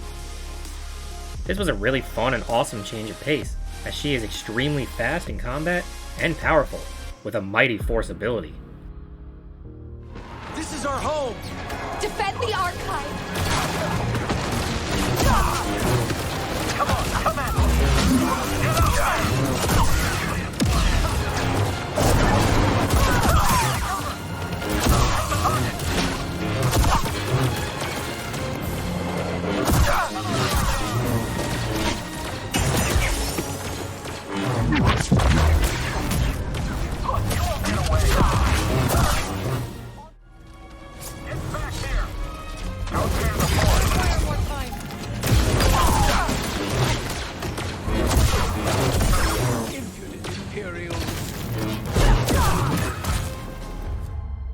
After taking out the enemy forces on the outside, Cere rendezvous with Merrin, and together, they hold back the enemies from reaching the archives.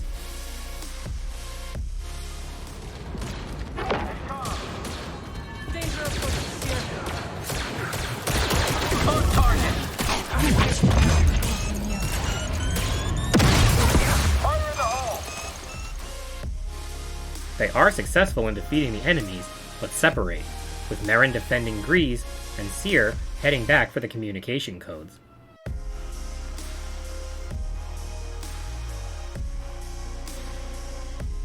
Within the archive, Cere retrieves the codes and sends them back to the Mantis with BD-1, as she senses impending doom approaching.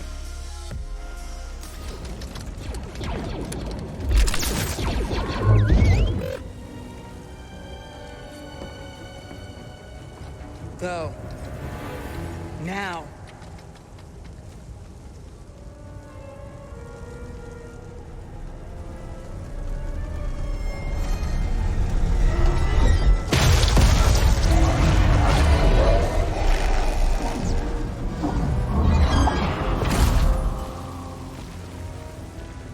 It's been a while. I was hoping you drowned on Nur when we blew a hole in your underwater base. It is delusion to think your actions have had any consequence. The fortress stands. The Inquisitorius continues its work. And I have come for you.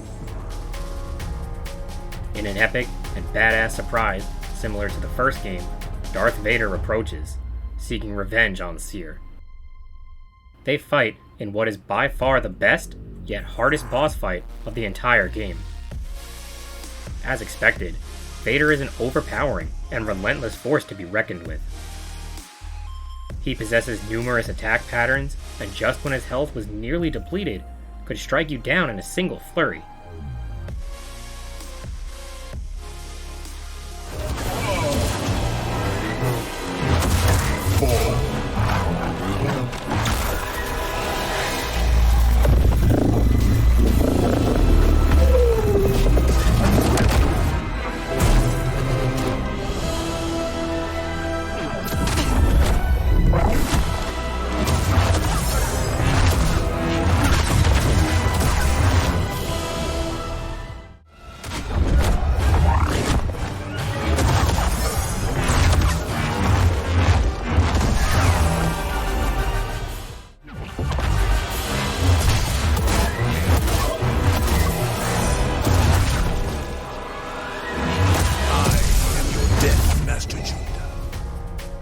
Finally, after countless attempts, Cere is able to damage Vader, but with his back against the wall, he is just barely fast enough, as Cere is defeated just in time for Cal to arrive and comfort her in her final moments.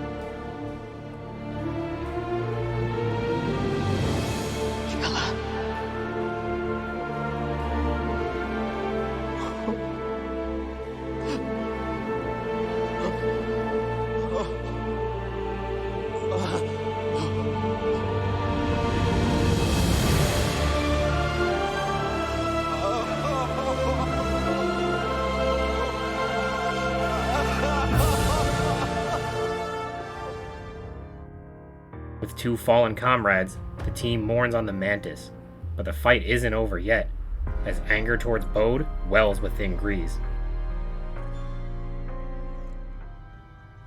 Blood and raw deal? Tell me, how could Bode be a Jedi and be an Imperial spy? He is no Jedi. Why couldn't we sense him?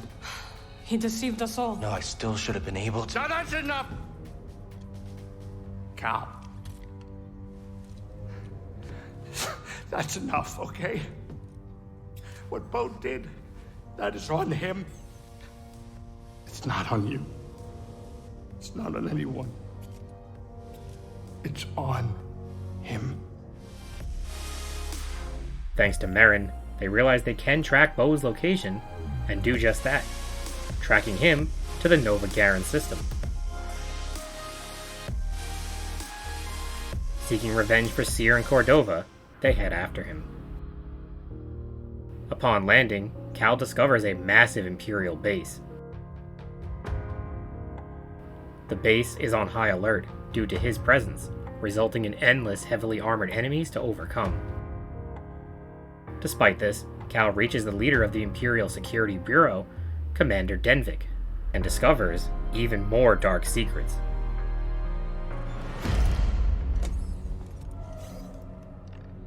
Cal Kestis. Get on the comms and call off the base alert. Or what? You're a Jedi. I know what you are capable of. And what you are not. On the comms. Now. This is Commander Denvik. The Jedi has been neutralized. All units stand down until further notice. Satisfied? I'm here for Bo Dakuna. His reports indicate you two have grown quite close since Coruscant. You're the one who sent him to infiltrate my team. Correct. Bode has been my weapon for some time. Quite effective. Unlike those armored abominations in the Inquisitorius. As anger grows within him, Cal unleashes his rage upon Denvik and infiltrates the base under a disguise. Bode lures you here to destroy me. They're coming. Dead man, let's... With this, Cal sneaks his way into Bode's room. While Bode is not there, his daughter Kata is. She immediately takes a liking to both Cal and BD-1, knowing right away that he is not a commander. Scared me. You must be Kata. I'm Cal, and this is BD-1. It's nice to meet you. Where's your dad, Kata? He said to pack for a trip. You don't work here, do you? No. You're the first person to figure that out. As Cal tries to get information out of Kata, Bode returns and explains his background and reason for his actions. How'd you survive the Purge? The Council assigned a few of us to intelligence during the Clone Wars. I used the skills that I learned there to disappear. Went into hiding. Didn't know who to trust. Familiar story? Right. But then I met the most incredible woman. My mama.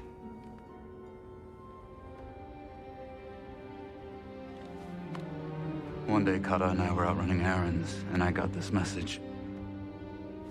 Don't come home. Inquisitors.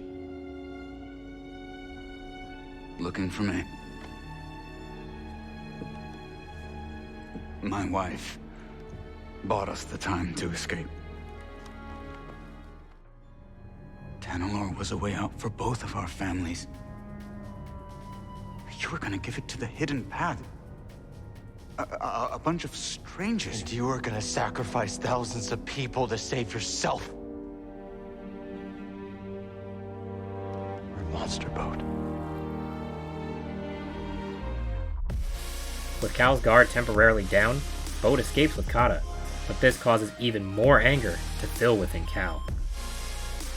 Unable to hold back any longer, he channels the dark side of the Force to unleash a new, more powerful form.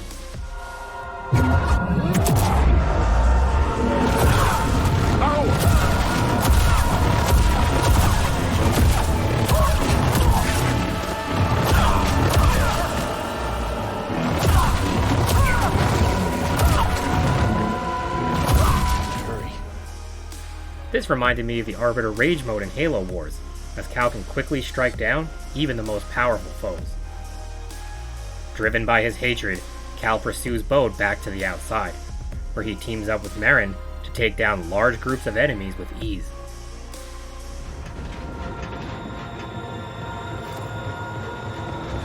Your souls are forfeit.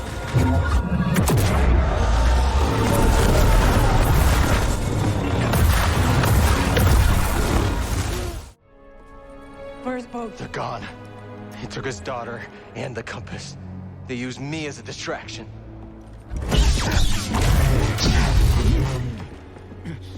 Damn you! Go on, Jedi. Do it! Do it! Rather you than Lord Vader. Who is this? He sent Bode after our team. My crew. Cordova. Seer! They're all dead because of him! Cal! This is what Bode wants. I know you are in pain, but this is not you! The Empire has taken enough from us! I will not lose you two!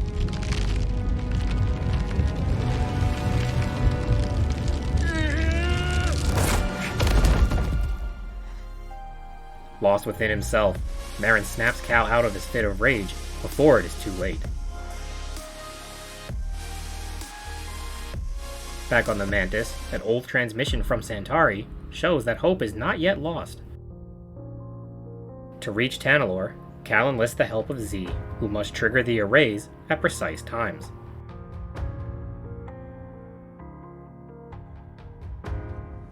Amazing. Oh, Cal, this is simply amazing. Can you start the arrays when we're in position? Oh, I stand ready for your order. It would be my honor to see Master Kree's dream alive once more. With Z in position, they are finally ready for the journey. As expected, things don't go smoothly.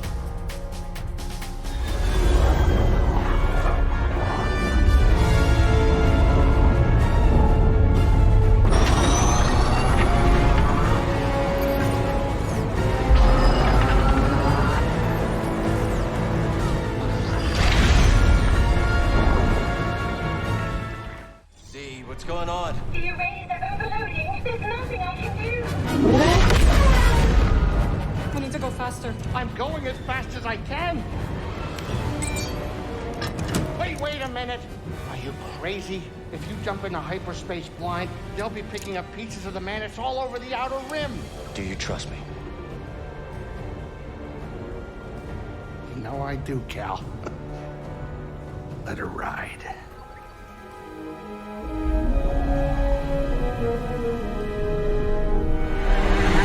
Now.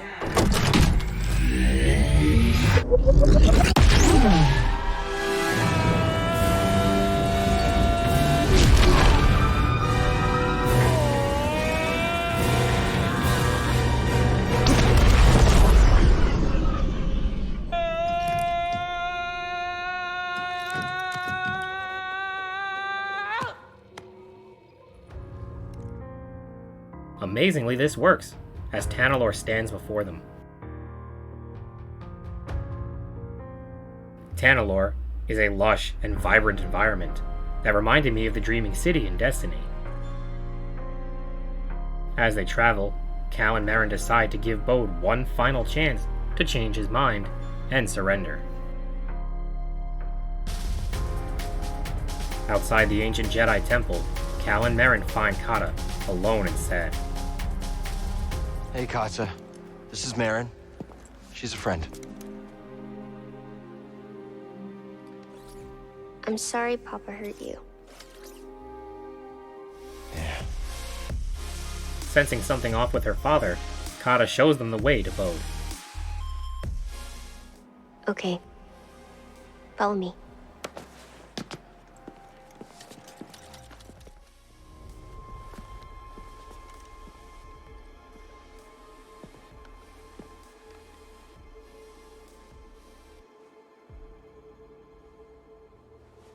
Kata! How did you get here? It wasn't easy.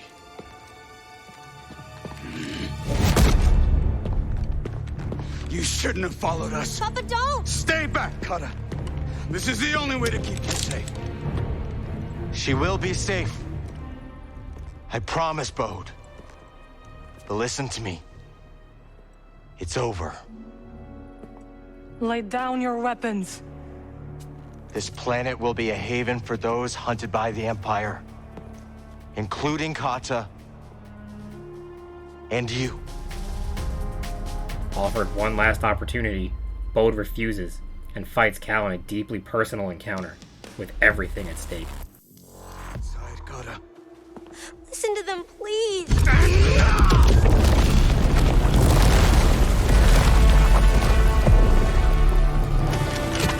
I will decide what's best for my family.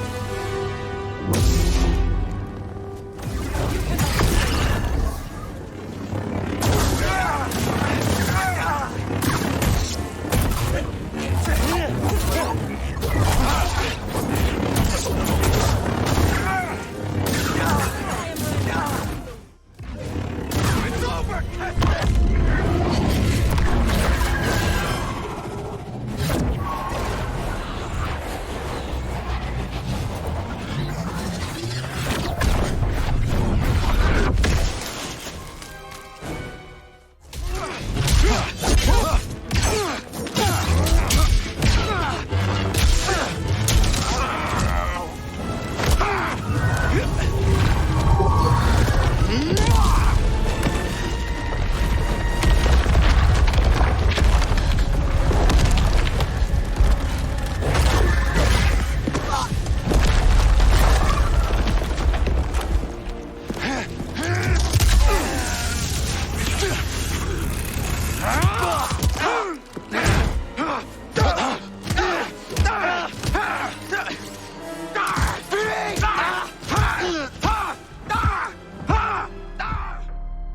Overpowered and beat down, Cal unleashes the dark side on Bode.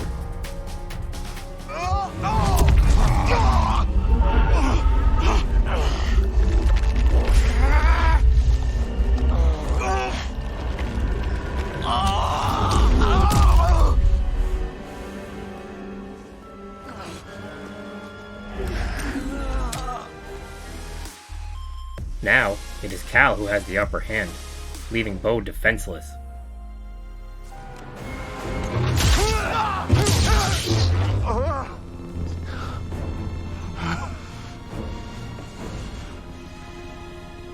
Don't put this on your daughter. Bode, we know what it's like to grow up alone. Please, listen to them, Papa! Kata pleads with him to surrender, but Bode has no interest in relenting. Will you be able to protect my little girl?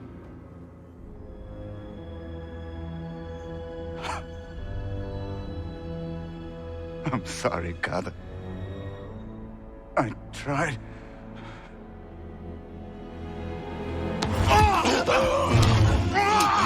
No, Papa! Stay back!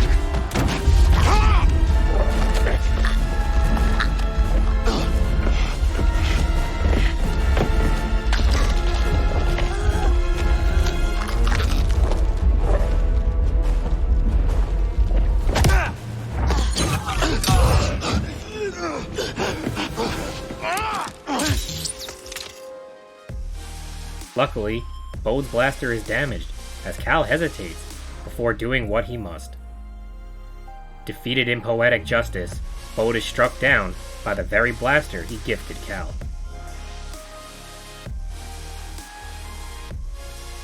On board the Mantis, Marin comforts Kata as Cal retrieves Bode's body. I was not much older than you when I lost my family.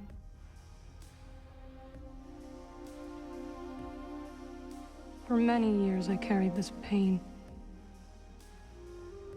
I did not want to feel better. Why?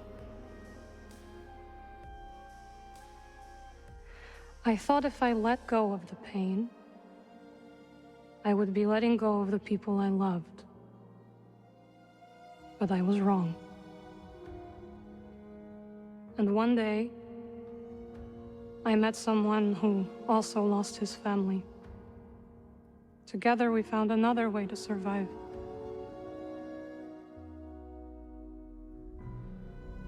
This pain is yours. It is part of you.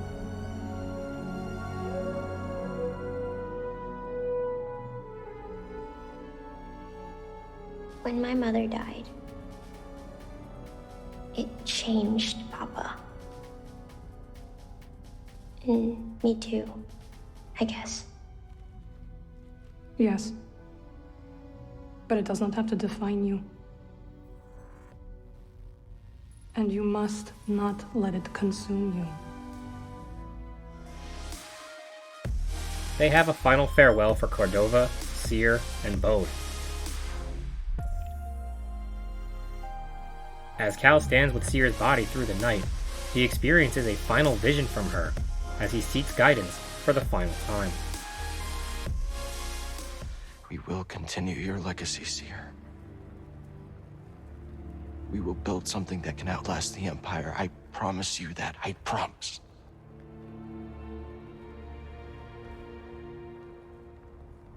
But I'm scared.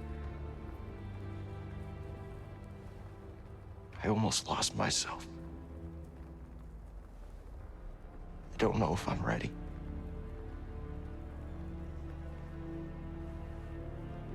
I don't know if I'm ready for what comes next.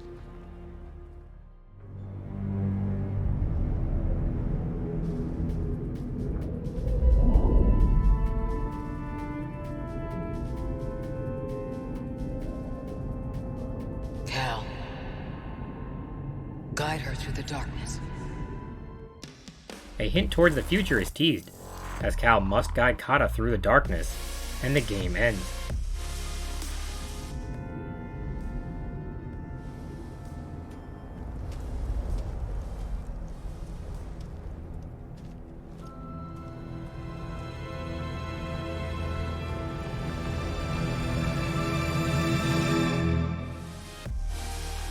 A brief post-credits cutscene plays as Kata officially joins Cal and Merrin.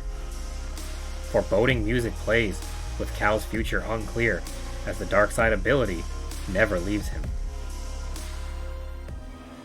What do you think, kid? Should we give it a shot?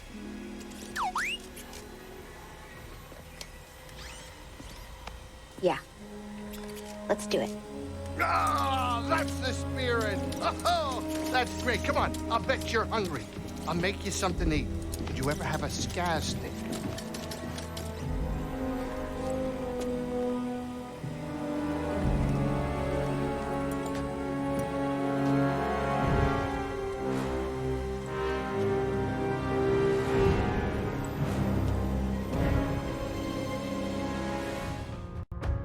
At this point, you will have all story-related trophies. Although completing the story unlocks New Game Plus, there is no trophy associated with this, and there is no trophy related to difficulty. So if you get stuck, you can alter the gameplay at any time. The journey might be complete, but the completion process is just getting started. Jedi Survivor has hundreds of collectibles to find throughout the game, with many side tasks and objectives hidden throughout the galaxy. Before getting everything, Cal must unlock all abilities, as many items are hidden behind puzzles that will require a technique learned later in the game. So, unfortunately, you will have to revisit most, if not all areas, post-story completion. Cleanup was a very daunting and time-consuming task, as it took way longer hunting collectibles and getting trophies than it did to complete the entire story. At first, it was an enjoyable experience, but Kobo in particular is a massive and overwhelming planet with a seemingly never-ending slog of a grind to see and do everything there is.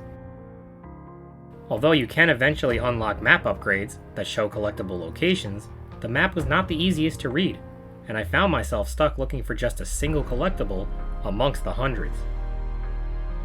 Jedi Survivor is a massive game, but the collectathon was overkill, with too much busy work that got tedious and frustrating after a while. Not to mention, certain locations on Kobo in particular Harvest Ridge, were glitchy and crashed my game multiple times. So, be sure to save at meditation points frequently to avoid losing progress, as I did. However, 100% completion is not required for the Platinum Journey, so taking on and getting everything there is at your own discretion. I chose to get everything, so the drag I was feeling was partly self-inflicted, as I didn't have to do it all, but I couldn't leave things unfinished. Having said that, for trophy purposes, you must find and defeat all legendary enemies, discover and complete all Jedi meditation chambers,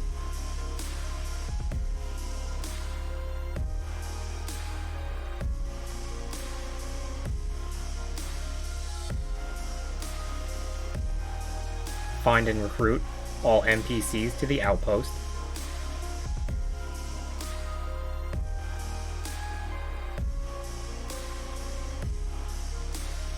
unlock and equip a perk in all slots,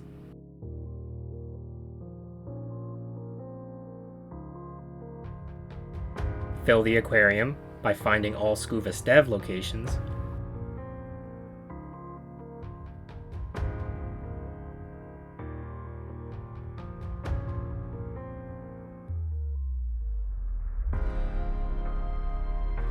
fill the rooftop garden with seeds found throughout Kobo,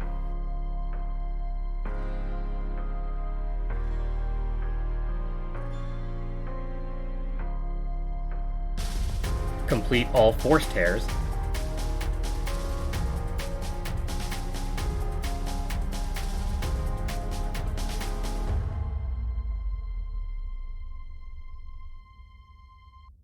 purchase all of Doma's merchandise, which requires finding all Priorite shards, fully upgrade 3 different skill trees, and complete all bounties. The bounties in particular were fun, and the final one unlocked a shocking betrayal and awesome surprise.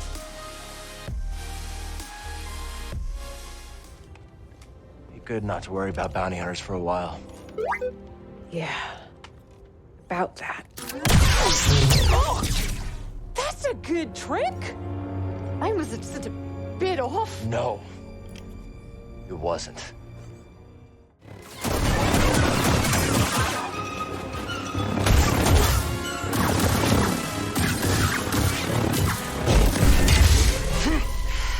Come on!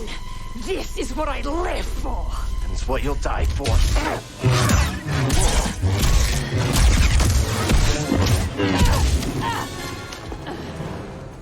Last chance, Cage. Walk away. That's not how I play.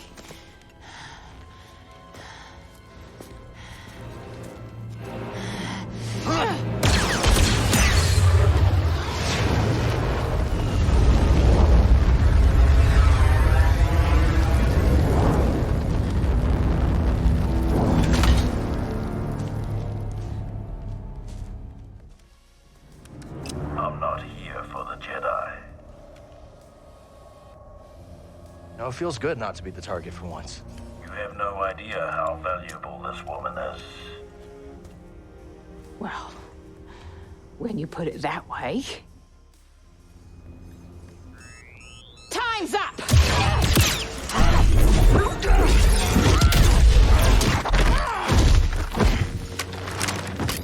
Cal! I'm not just gonna let him take me away, right? That's exactly what I'm gonna do.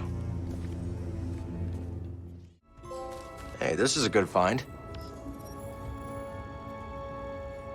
Keep moving, Jedi.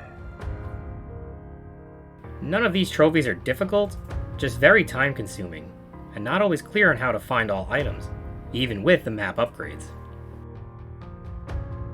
For example, not all Priorite shards are available on the map, as some were achieved from completing Holotactics matches. Holotactics is a strategy game that must be completed against increasingly difficult foes. Honestly, I'm not a fan when games add an entirely new, complicated, and out-of-place game within the game. This reminded me of the trophy for completing Machine Strike in Horizon Forbidden West, and was definitely something I could have done without. But, with a guide, it can be completed relatively quickly. While these are shown on the holomap, you don't need to find all chests, Force Essence, or treasures, but certain cosmetic unlocks do need to be applied for some trophies. These include equipping a new look in every slot, equipping an old look, customizing BD1, the lightsaber and blaster, drop kicking an enemy while wearing a mullet,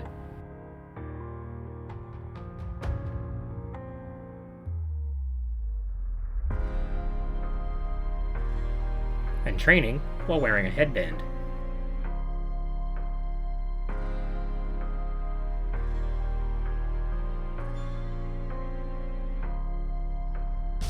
In addition, Jedi Survivor does have some combat-related trophies, and these include things such as defeating 50 slowed enemies, striking 20 unaware enemies, attacking 20 lifted enemies,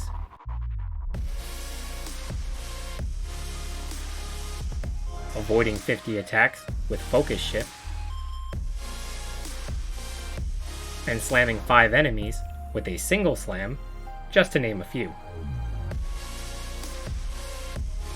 All that remains now will be some miscellaneous tasks, such as lifting a ship similar to Luke and Dagobah,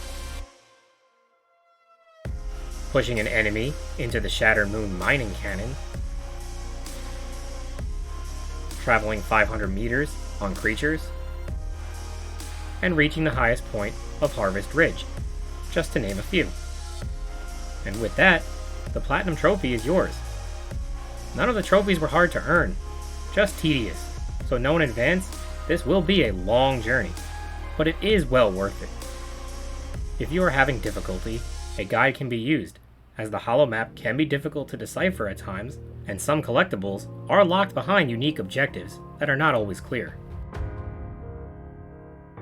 Overall, Jedi Survivor was an amazing game that expanded upon the original with returning favorites, new faces, hidden Easter eggs, numerous adventures, and so much to explore in the galaxy. The storytelling was deep and emotional, with several intense scenes and devastating twists along the way. The Vader fight with Seer was particularly moving, as the battle was very hard. But as it progressed and I continued to fail, I began to realize that I was trying to keep Seer alive just for the inevitable. As with most Jedi Masters, she sacrifices herself for others. Cal's pain in holding his fallen master cut to the bone, and seeing Grease's reaction later really hits home the reality that Seer is gone. The relationship between Cal and Merrin was real and impactful, as Cal was torn between what he was trained to do and what he truly wants. Cal's frustration and anger as things went south was relatable, and it was interesting to see that he never stopped utilizing the dark side, even after the game ends. In typical Star Wars fashion, the lines between what is right and wrong was blurred, landing within the gray area in between, as you could relate with the villains, understanding where both Dagan and Bode were coming from. But they were desperate and irrational, as they both spiraled out of control and became obsessed and lost within themselves. I found it interesting how Kata trusted Cal and Merrin more than her own father at times, showing just how much Bode had lost his way. Like other Star Wars villains, they take things too far with no going back, but you understand where it started. But on the bright side, Grease, Z, Turgle, and others provided some comic relief to ease the tension. But at the same time, when pushed too far, Grease's true colors come out, as he genuinely cares for his team.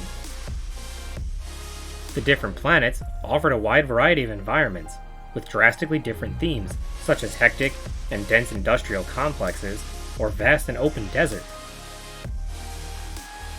The parkour and platforming felt larger and more impactful, as everything was scaled up, and Cal possessed a bunch of new and exciting techniques for increased maneuverability. I greatly appreciated how he and BD1 carried over their skills and upgrades they learned in the previous game. It never really makes sense when other games make players relearn or acquire previous skills, and makes learning something new more significant and meaningful. This was a wonderful touch and made the experience more immersive and feel like one big adventure. The Kobo Outpost provided hours of optional dialogue to enhance the story, with so much extra to learn and discover. While I personally felt there were way too many collectibles, the game did offer a ton to do and see, with several fun surprises and subtle references throughout.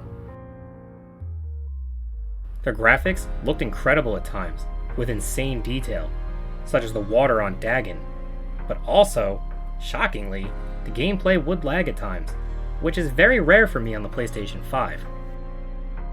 In general, the gameplay was very smooth, with a solid lock-on system and several new and exciting combat styles, complete with a new perk system to fill your personal touch and customize a build that works for you. However, the enemies were a bit glitchy at times, with several being defeated, but sticking around for what appears to be some dancing. I also defeated a bounty hunter, only for its health bar to remain on screen, and victory not registering until leaving the area and returning later. During one fight, Cal stopped responding altogether, with no inputs other than walking registering at all, leaving me soft-locked. These were few and far between, but when they did occur, were frustrating and definitely broke the immersion. Jedi Survivor is an expansive and amazing open-world adventure, full of intense battles, deeply emotional stories, and heartwarming, yet complex and dark characters that fit perfectly into the Star Wars universe. I recommend this game for anyone that is a fan of open-world action-adventure games, and is a must-play for any Star Wars fan or those that played the original, as it does not disappoint.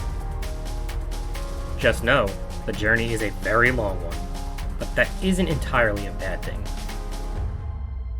Thank you for watching, and I will see you next time for Platinum Review number 61.